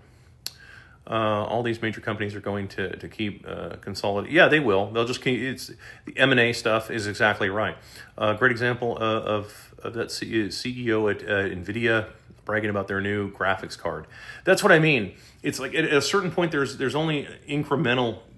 There's only so much incremental badassery. You know what I mean? Like if you have like the new iPhone something or other, and it's like just a tiny bit better than it was. Like, yeah, at a certain point, you kind of max out. Let's see here. Humanoids and self-driving cars. Good luck with the self-driving cars, man. Good luck with that. I drove Uber for just too long. I drove an Uber and I drove a taxi. I drove a taxi for years on nights. That's, by the way, to answer somebody's question back a while, they're like, how do you get your perspective? Like, drive nights in a taxi. You have to go back in time. Go back and drive nights in a taxi when everything's cash, and you have absolutely no clue who's getting in that car. There's no app that's telling you who to pick up, nothing. It's complete wild craziness, total Wild West. That will change your perspective of people. And it also means that, it's why I'm no respecter of persons on this. I have seen, how does that song go? I've seen a rich man beg, I've seen a poor man, steal and stuff. Like, it's just, yeah, I mean, that's just kind of how it works. Everlast, I think was, anyway. But, yeah, I mean, you see all that kind of crazy stuff. I've seen guys that live in big, beautiful mansions on a hill, where I drop them off and everything, and they're drunk, and their wives are throwing their stuff out on the lawn. I mean, I've seen all that stuff, and when you see that, you eventually you see people for what they really are. You are all part of the same decomposing matter that is decaying right now. So. But you're also unique snowflakes at the same time. So that's why green energy doesn't work. Yeah, that's exactly right. It's energy. You end up expending more energy to try and create the energy, as opposed to just trying to go to the source as close as you can and burn it right there. We'll see if I just bringing that up, if I get kicked off of TikTok Live for saying that, because there's like one iron rule that I violated apparently like 2 times or something like that. And that was talking about the weather. Okay. I have to say it that way. But I had a scientific discussion one time about the weather and got reminded by TikTok that I can't have that discussion with people. that violates TOS. Why can't robots polish themselves? No kidding. Let's see here. Windows Vista. and Energy makes it work, yes. Would love to hear you break down some movies. I may do it. Best way to save taxes flipping real estate. It can. It just, you also have a lot of costs involved. That's why I don't do it. There was that video where the kid was like, he was super excited. He bought a house for like 1.4 million, but then he flipped it for like 1.58 million. And it's like, and people are thinking, oh yeah, $180,000. Take out all the fees, commissions, and everything else out of that. It's like, that's not really quite the flex you think it is. Yeah, it's a good hit, but that's an enormous amount of risk to take to make what I would consider to be, that is not worth it. That would not be a deal worth doing, in my opinion. Inflation makes people continue to chase the ball. That's exactly right. People think a raise moves them forward, but it doesn't. Yeah, it doesn't. It just, you're always going to, the point of inflation, and I always point this out, the point of inflating the currency is that you can't keep up with it. If you could keep up with inflation, they wouldn't bother with doing it. That's why inflation exists. It exists to keep you constantly chasing after something that you can, it's the carrot dangling in front of you the entire time. That's just out of reach. That's exactly how it works. Dad told me to get a job nobody wants. Always, yeah. There's some truth to that. Seriously, lineman. Yep, that's exactly right. I mean, I'm not telling everybody to go be a lineman, but yeah, I mean, if you find jobs that nobody else really wants to do, they generally speaking tend to pay more. They used to pay more, and again, in a hard currency environment, they absolutely do pay more. In terms of lifestyle, they absolutely pay more. In a nonsense economy, they kind of pay more ish. So what do you think about BTC or XTP possibly being tied to the U.S. banking system? I think that they would have a very difficult time trying to figure out how they would do that, because BTC, in the case of BTC, that is a fixed number. It doesn't change. That is an actual fixed unit of monetary measurement. It doesn't change. It stays the exact same. So any inflation gauged against it is going to be obvious. And they can't do the old days where you just have a bunch of tungsten bars, that are gold coated in your vault and say, see, all your gold's here. Like, they can't do that with BTC. So it actually does change. It changes the rules completely, and governments everywhere and bankers everywhere are freaking out. They don't really know how to handle something like this, and especially since it is decentralized and they can't really control it. They're going to do every gimmick in the world to try and get people to sell to them. I encourage anybody that if you have BTC to do your best to trade it for like kind. In other words, trade it for an asset that, for example, cannot be conjured from nothing, because it can't be conjured from nothing. Therefore, it's of like kind. Okay, sort of like life itself. You are a finite being, right? Whether it's one day or 10,000 years, it doesn't matter. It's finite in some aspect. So as a result of that, at least your time in this realm of existence, whatever it is, whatever the shared reality is, you are still here and you are considered finite. Therefore, your labor, your time, and all that kind of stuff is fine. There's a movie called In Time. It was Justin Timberlake's in it. It's an interesting movie, and I still recommend it. I mean, oddly enough, he doesn't do too bad a job as an actor, but it's a high concept movie, and it gets rid of dollars altogether. We don't talk about dollars in this movie. It's specifically time, and it changes the way you think because of the idea of finality. So, what are some of your hobbies? If only I could afford them. My favorite's aviation. I haven't flown in a while, but yeah, I mean, that's probably my favorite. But I also fix stuff. That's kind of fun for me. You try to make old stuff look new. I like that. That's kind of fun for me. Those I get sucked into those things on like TikTok or YouTube or YT, whatever it is and stuff. I get sucked into them where it's somebody like restoring like a little toy, like from like the 50s. I get sucked into those because that kind of stuff's really cool for me.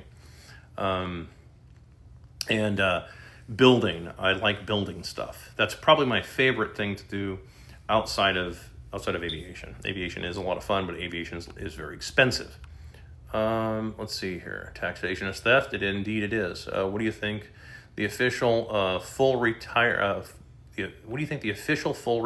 will be in 2035? I don't fully understand your question. Can you maybe rephrase it a little bit? Are you talking about the retirement age? Who knows, man? I had the retirement conversation with people. The retirement. What do you mean by, like, whenever I have to ask, like, what do you mean by retirement? Do you mean like sit around and do nothing, or do you mean the retirement as in being able to live life on your terms? Because those can mean two very different things. So, let's see here. What do you think about? Let's see here. I bought a house on 49 acres. Yeah, no kidding. That's awesome. I would have loved that. There was a property that was like 16 acres that I would have really liked, actually. And so if it just didn't work out, the boomer who owned it just didn't. It just didn't work. His numbers and my numbers were the same, but he wanted he had a different. His terms were off. His terms were way outside of reality, and I'm like, I can't do that if your terms are that far out. What do you think about there being no limit to to the smallest increment of crypto. I don't have an opinion on that. I mean, I'm not sure I fully understand the question. But I mean, if you're talking about like sats or something, fully understand the question. But I mean, if you're talking about like sats or something like that, let's see here. I saw speedboats for 200K and up to date. Yeah, no kidding. Yeah, it's what I'm saying. Like those ocean boats, those go fast boats in like Florida. You know, guys are spending $600,000, $700,000, $800,000 on those things, over $1 million in some cases. It's crazy. You just give your money to Trump. Yeah, no kidding. He's gonna take it anyway. He's got an uphill battle if he's gonna take it from. There are a few hills. There's a few hills that I don't have a problem with going all the way on. So anyone who is anti-education is easily ignored. Yeah, I mean that's just kind of it. I mean it's an unfortunate reality. Winners write the history books. That's a true statement. That is an absolutely true statement. I was just talking about the day, in fact, with somebody. Only people who didn't achieve education slander it. I again, like, I don't know what you mean by this when you guys say this kind of stuff. Like, what do you mean education? Do I sound as though I have no education? Or do I sound, because education is very different from degrees on walls. This is very, very different thing. Education is actually really important. It's too bad that schools get in the way of it in most cases. And they do. Let's see here. Come on. Let's see here. This thing. There it is. Okay, hold on here. Let's see here. You speak more sense than most TikTokers. Everyone has an agenda. Yeah, no kidding. It is true. It's an unfortunate thing. Lots of people do have an agenda, and it's a shame because there's really no reason to do that. If you have an honest system, then you don't really need to have. If you have an honest economy, honest people and stuff, then you don't need to have an agenda. You'll be just fine. Just do some work, and you'll be fine. And it doesn't take as much work as people think it does. That's the thing. I've never understood this. Like, okay, so when it comes to work, it doesn't take as much work as you think if you have an honest system. Then it doesn't. Then you could be. I mean, imagine this for just a second here. Being like 30 and being like pretty much established and able to live life on your terms, no debt, you own all your stuff, and well, you could retire. I don't like to use the word retirement. That's a fairly recent word in our lexicon. Just how about just being able to live your life on your terms and being established by the time you're 30, right? That's like a fantasy for most people nowadays. But that wouldn't take much if you actually just had an honest economy. That's all it would take.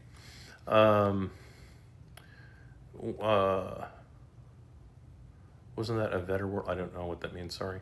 Was that a better world?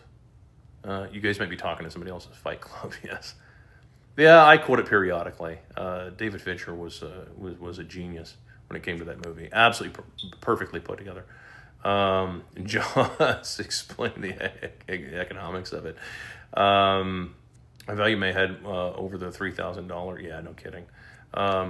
Tower climbing is a good gig if you can. Yeah, that's what I'm saying. Like, there are some things out there that a lot of people don't want to do, but I don't have a problem with tower climbing personally. I'm not a big fan of heights, but I am a big fan of money. So, there's a threshold, right? There's at a certain point of money, it overcomes your fear, right? That's how it works. What are your thoughts on Canadians? You mean Canadians? Beady eyes and flapping heads? I don't know. Sorry, maybe, let's see, what are your thoughts on, Canadian truck drivers? I've only met a few of them. I used to go to Edmonton,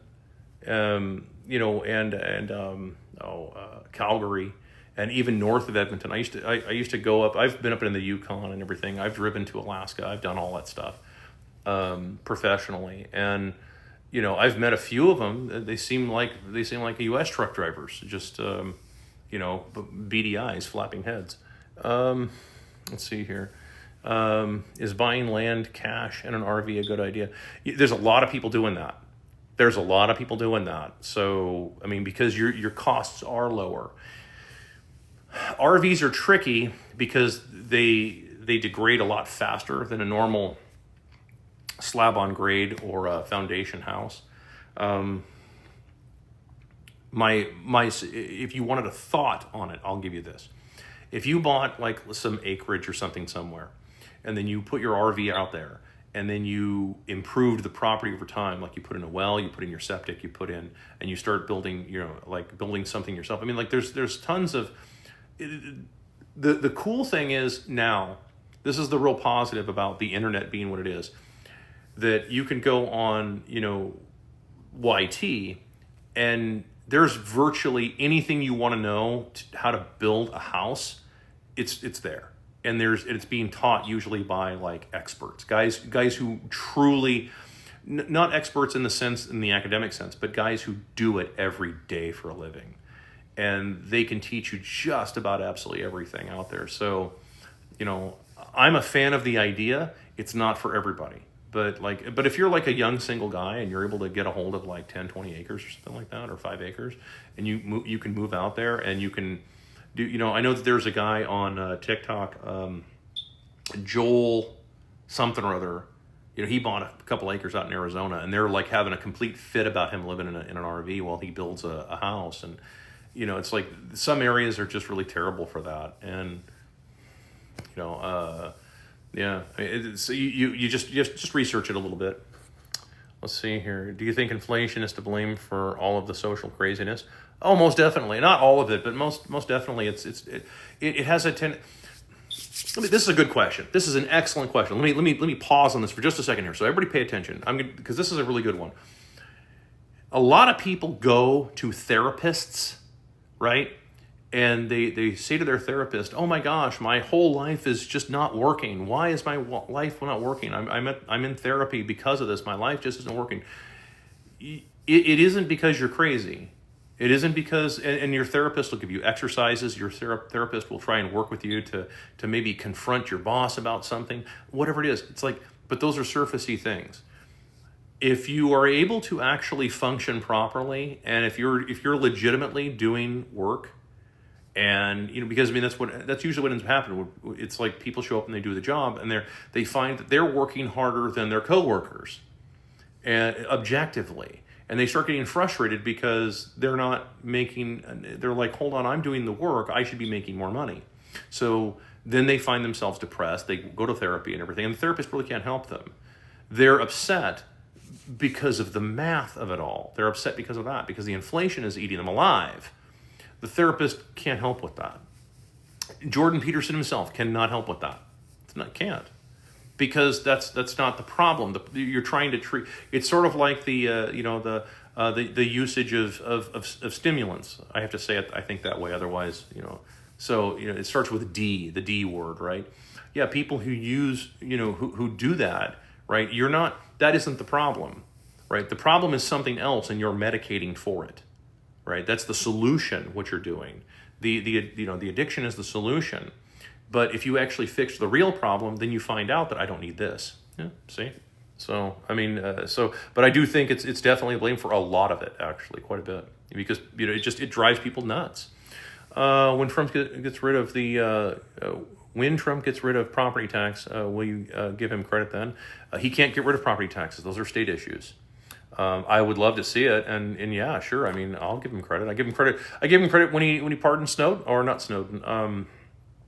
Oh crap! I just had his name and I just forgot him stuff. The Silk Road guy. But yeah, I mean, like all those. I give him credit for that too. Absolutely. How much BTC to buy a 9-volt for that smoke detector?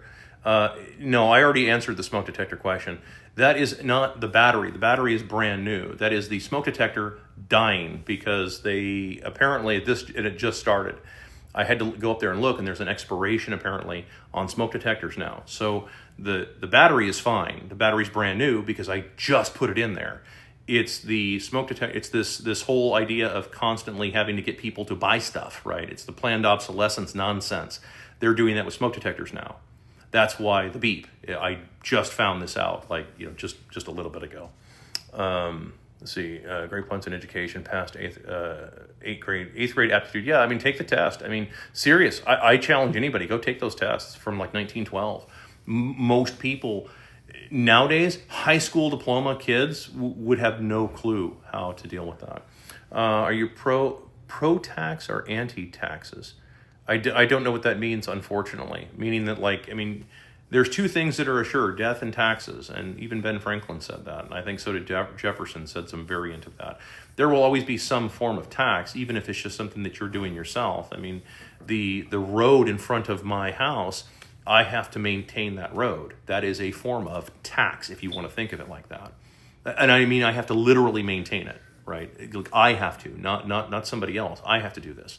So that is a form of taxation, if you want to think of it in those terms. So, you know, that's kind of how this works. And when you look at the energy transfer of it all, I never allow my schooling to interfere with mention. Exactly, it's Samuel Clemens. That's Mark Twain. That's exactly right.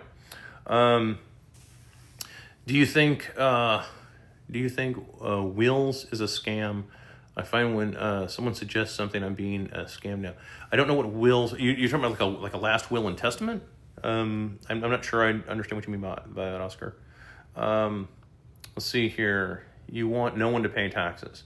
No, I've never actually said that. In fact, I have repeatedly said that there are the top 5 things that you look at when you study any civilization to see if it's going to survive. Number 1 is the type of currency. Number 2 is the birth rate. Number 3 is the small business ownership. Number 4 is property ownership. And number 5 is taxes. That's on the list. And I've been very clear about that. You can go back through hundreds of videos, and I've said this on many occasions. The challenge is what type of taxes and what is it going to? That's always the challenge, and that's the part that needs to be addressed. But as far as, like, you know, the idea of income tax, where it's just stolen from your paycheck if you work for a company, like, these are problems. I'm grateful I found you on here. Thanks, Axel. You're very welcome. What's BDI? I have no idea. Let's see, bro, change smoking. Dude, I've already explained it. I'm actually just going to take it down. I've gotten tired of these things.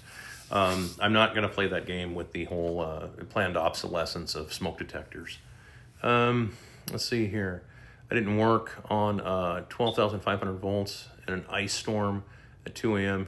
Yeah, exactly. That's exactly right. Let's see. I meant the foreign Canadian truck drivers. It's a problem here in the U.S. It's a problem here in the U.S. Serious. I mean, like, we have the same issue here. Let's see. I've been hit. See, my truck has been hit in a parking lot, and I deliberately park as far away as I can. If I go to Iowa 80, I park in the middle of nowhere, as far away, like literally as far away as I can. I park, you know, a quarter mile away from the nearest toilet. That's how far I'm parked away. And this is true for me in every truck stop that I go to. Every time I've been backed into, it has been someone that is a trainee, like the ink on their CDL is like still wet. Their flip-flops, you know, I mean, like, there's no escaping it. It's terrible. And it's happened all over the US as well. It's been a big problem. Let's see here. God damn it. Let's see here. I have one small extra house that I'd rent cheap to help someone out, stuff that heat and water is like. Yeah, that's what I mean. I mean, like, that's how you do it. Find a good tenant. There are good people out there and everything. There are people who do genuinely, legitimately need a good place to live. Let's see here. Is it true Trump ended Section 8 and cash aid and food stamps, by the way, by executive order? I don't know. I've been away from the news for a couple of days, so I mean, I've been busy with other stuff. But I'd have to look it up. It wouldn't surprise me. I take it back. That would surprise me if he ended Section 8. Section 8 is a bailout for landlords. Let's be clear about that. Section 8 or any kind of... because it falls in the same category as UBI. It's the same basic category. It's a bailout for bankers. It's a bailout for the landlords. It's a bailout for all these slumlords that should be lowering their rents, but they won't. They're supposed to be lowering their rents down to what people can afford.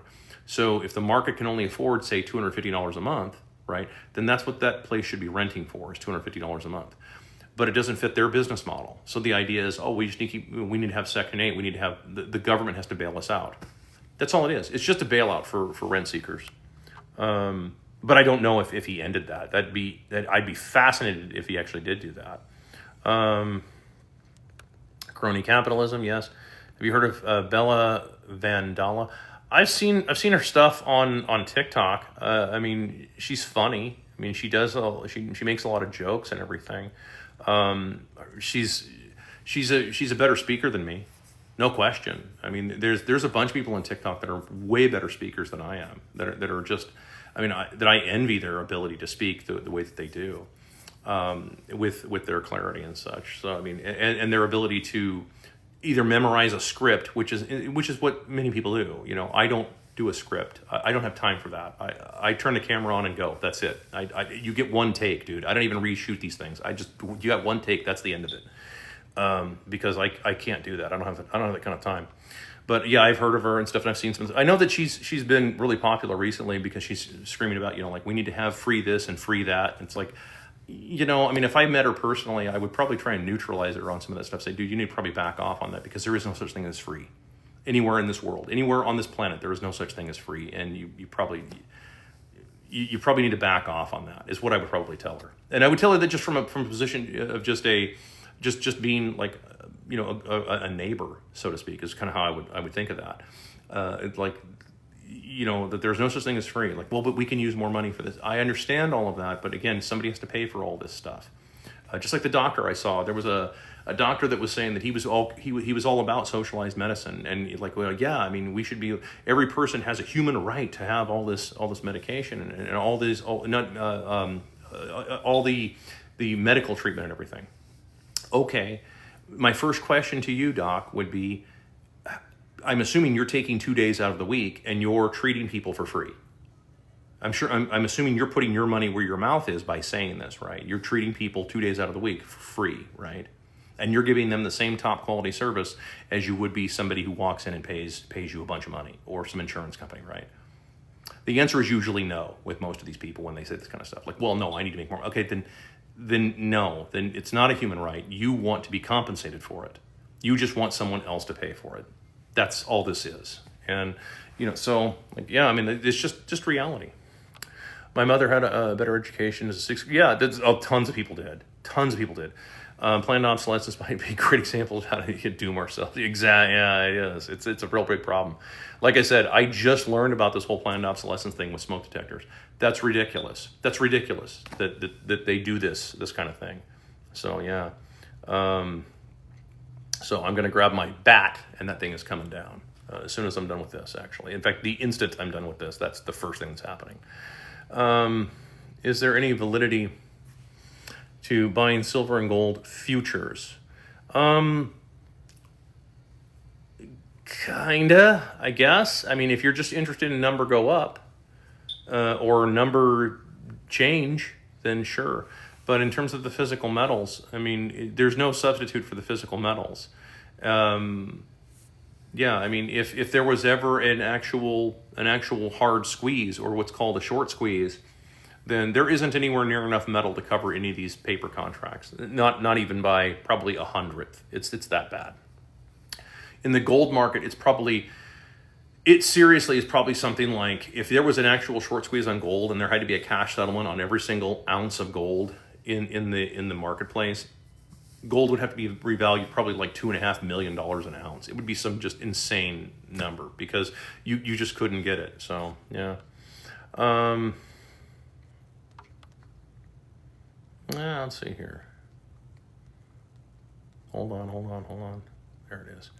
Corporate cannibalism. Yeah, I know. Speaking of corporate cannibalism, I don't know if it's real or not. It could be AI, but I thought it was hilarious. If there was a Pizza Hut building, you know, so it's the obvious Pizza Hut building that we all remember, and it was Domino's apparently took it over and they painted it Domino's colors, and it's like that just typifies corporate cannibalism right there.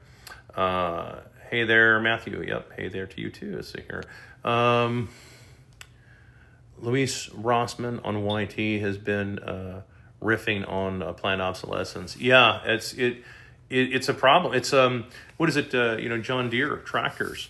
right? They're putting, you don't really own the tractor anymore. You were doing like a 99-year lease on the ability to run the tractor. You own the actual hardware, but you don't own the program to run any of it. So it's like you just like, that's why it's always, yeah, that is such a terrible idea. I like, man, it's pushing people to go back in time. It's pushing people to buy older equipment and everything, myself included. I mean, I'm slowly converting everything into pre-Empire equipment, because everything nowadays is just complete total garbage. And in fact, if you wanted to a business idea for somebody out there, start looking around for all this pre-Empire stuff. And I don't just mean cars and equipment. I mean like just anything made back in like the 50s and 60s out of real steel made in America that's actually, really good. I used the example before, the two axe heads. They put the two axe heads together, and the old one from the 60s just splits the new ones in half. Yeah, the metallurgy just isn't there. The metals nowadays are garbage. They're complete crap. I don't know how some of these companies even stay in business anymore. It's just complete garbage. I bought a crowbar because I needed a crowbar. So I ran to whatever one of the big mega things, because they were the nearest thing and stuff. And I bought the crowbar and I bent it first time I used it.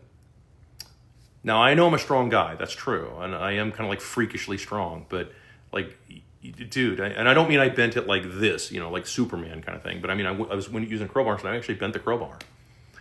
That's never happened. Crowbars usually have a lot of high carbon in them, and they're designed to flex, not bend. So, only thing I want free is free from crazy regulation. Yeah, exactly. I'm right there with you too. Let's tap 20,000 close. I don't know what that is. Let's see here. Let's see. That's good content. Smoke detector. Yes, a smoke detector. Yeah, I know. Yeah, it's really terrible too. Like I said, I just found this out. And I'm like, like, this is ridiculous. This is the stupidest thing. This is probably why there's all those damn smoke detectors in the background of people's videos. It's just like, what, like that's got to be it. Maybe it's the smoke detectors are at their end of their life cycle. Like I said, I didn't know that was a thing.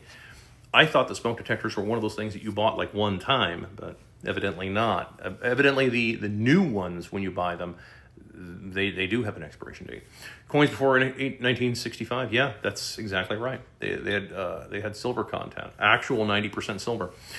Sadly, cash for clunkers, it really did. Actually, it was really a shame. It did a lot of damage, actually, and it hurt the poorest people. Cash for clunkers was a terrible idea.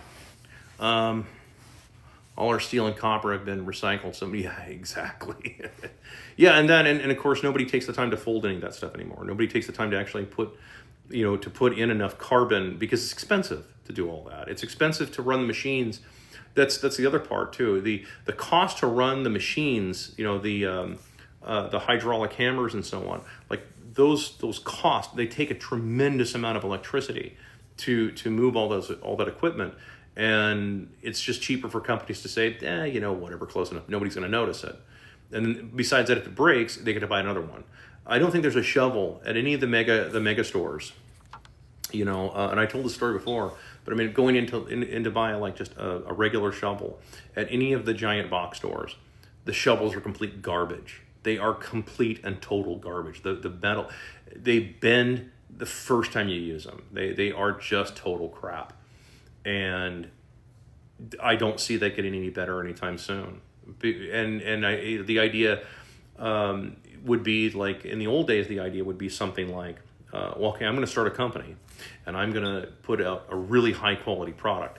The problem is dealing with perception, and this is a small business lesson, and then I'm going to kind of start winding this down because my throat's starting to give out, and I've been working all day too. So, but the challenge is when you is perception. So when you go into Walmart, for example, and you walk down the main aisle, you see end caps. And this is a good example. This is an analogy that was given to me by a friend a long time ago. You see a microwave, and it says microwave oven, $13, $13.88 or $13.22, whatever it is, some Walmart price, $13.26 for a microwave oven. And you're like, there is no way, that's not possible, that's crazy. and you look at it, it's basically an easy bake oven. It's a piece of garbage it's going to work like one time. It's the equivalent to the $2 waffle irons people were rioting over back in 2014. But what it does do is it gets you to go down the aisle and see the other brand names and the brand names and the real stuff. It gets you to see all that. And so your perception is now that the price here has to be the lowest because what you just saw was a microwave for $13.26.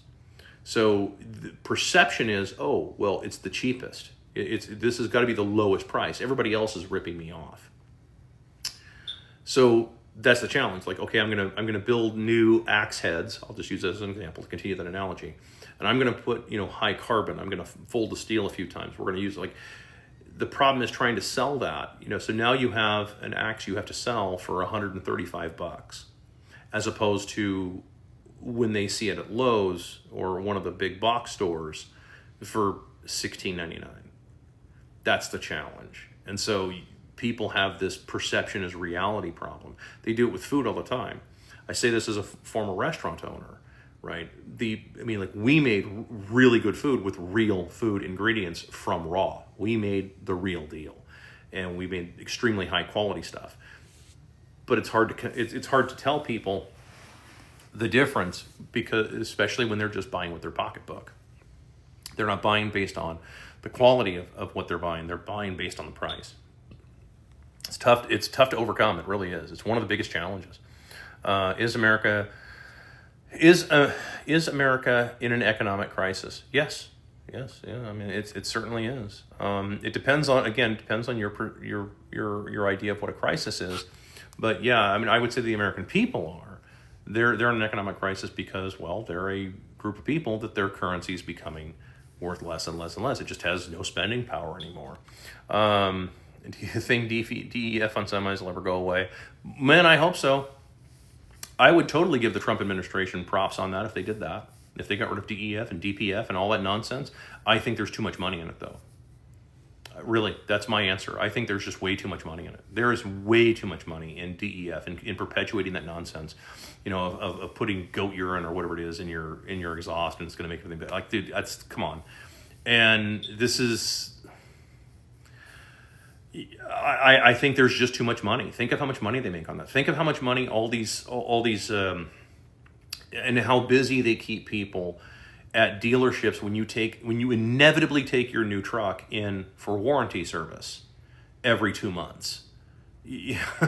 Every diesel mechanic I've ever met, and I do mean this is categorically, and I've met lots of diesel mechanics. I do a lot of my own diesel work, so I know lots of these guys.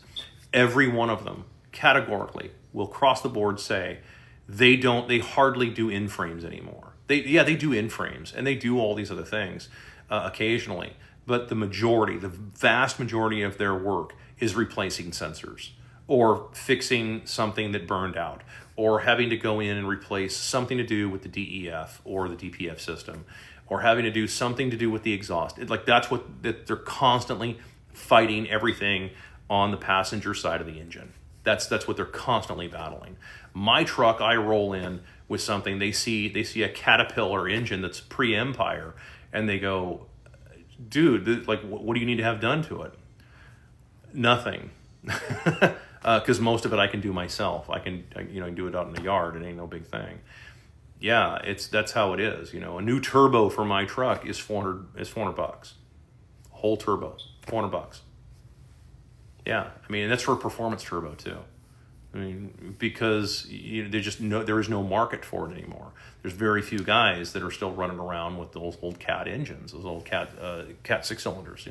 The 16 liter, 15.8 liter C16s and C15s. Just not many guys anymore. So, yeah, I mean, that's just it. And so yeah, it's. Do I think it'll go away? Dude, I'd love to see it. I'd love to, even if they just brought back the idea of being able to build glider trucks, like Fitzgerald and others that were making glider trucks, even if they brought that back, or that would be something, a step in the right direction. But I think that that states like California and Washington and Oregon, the big three, New York and others, I think that they're just going to keep pushing more and more and more because they need to keep everybody busy doing stuff. Make everybody look busy. Not actually be productive, just look busy. Everything's disposable. Yes, it is. That is becoming, it is, everything is becoming complete crap, and it's terrible. Appreciate you doing this. Thank you very much. I appreciate you guys. Let's see here. Right companies make cheap products and market. Yeah, that's just it. They just spend a bunch of money on marketing. There we go. Hit my phone.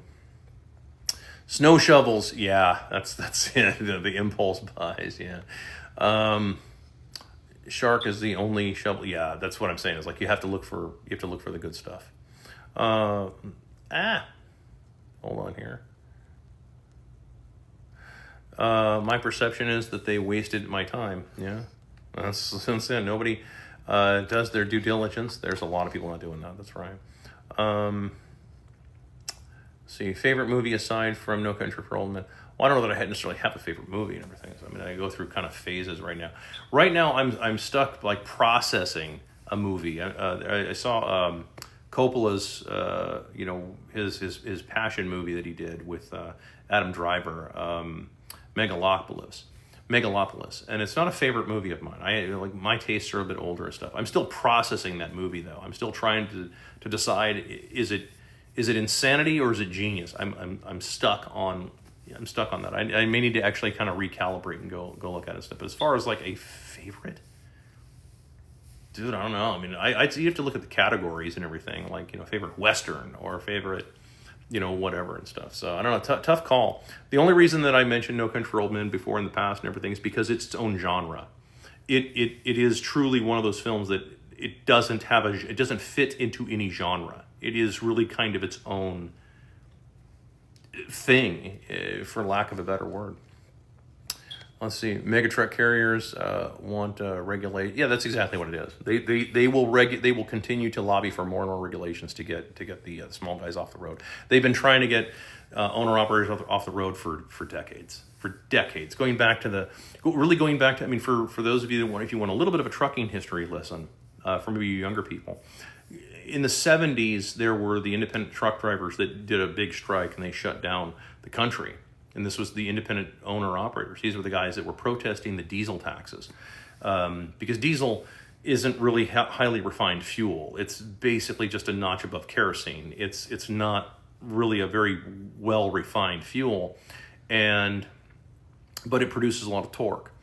And they were putting a lot of crazy taxes on diesel, and the problem being is that directly affected the truck drivers, and a lot of them, it was cutting into the profit margins.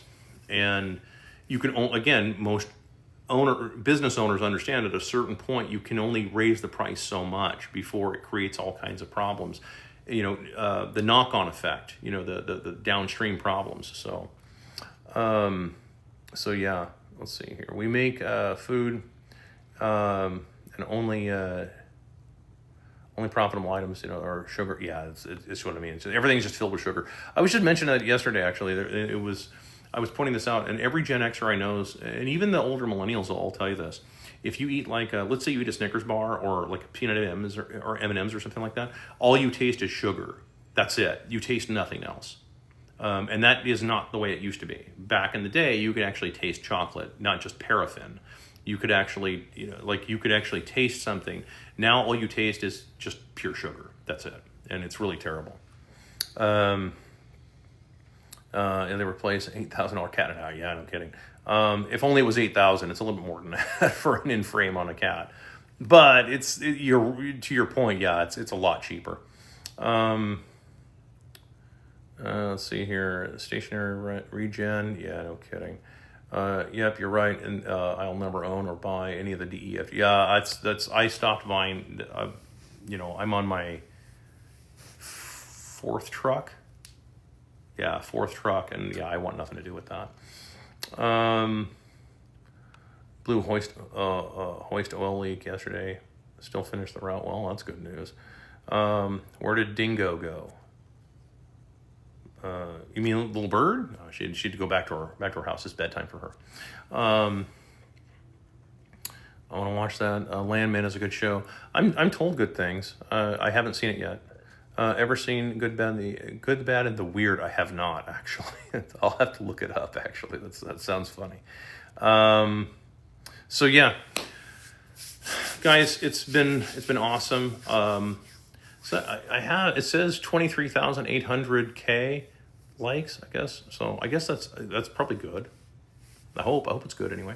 So, but yes, thank you so much, stuff. I did mine on a combine bucket truck for 8,900. That's not bad actually for 8,900 bucks. That's all parts all in. That's not bad. So, anyway, thanks guys, and we'll see you guys and everything. If you think to tell other people about my channel and such. I don't really ask for anything. I probably should, but I don't. I just I'm just trying to get people to understand some of this stuff. So maybe we can move a little bit further down the road with things as opposed to being stuck in this nonsense. So thank you so very much to all of you, and we'll see you soon. I'll post something probably tomorrow. Take it easy.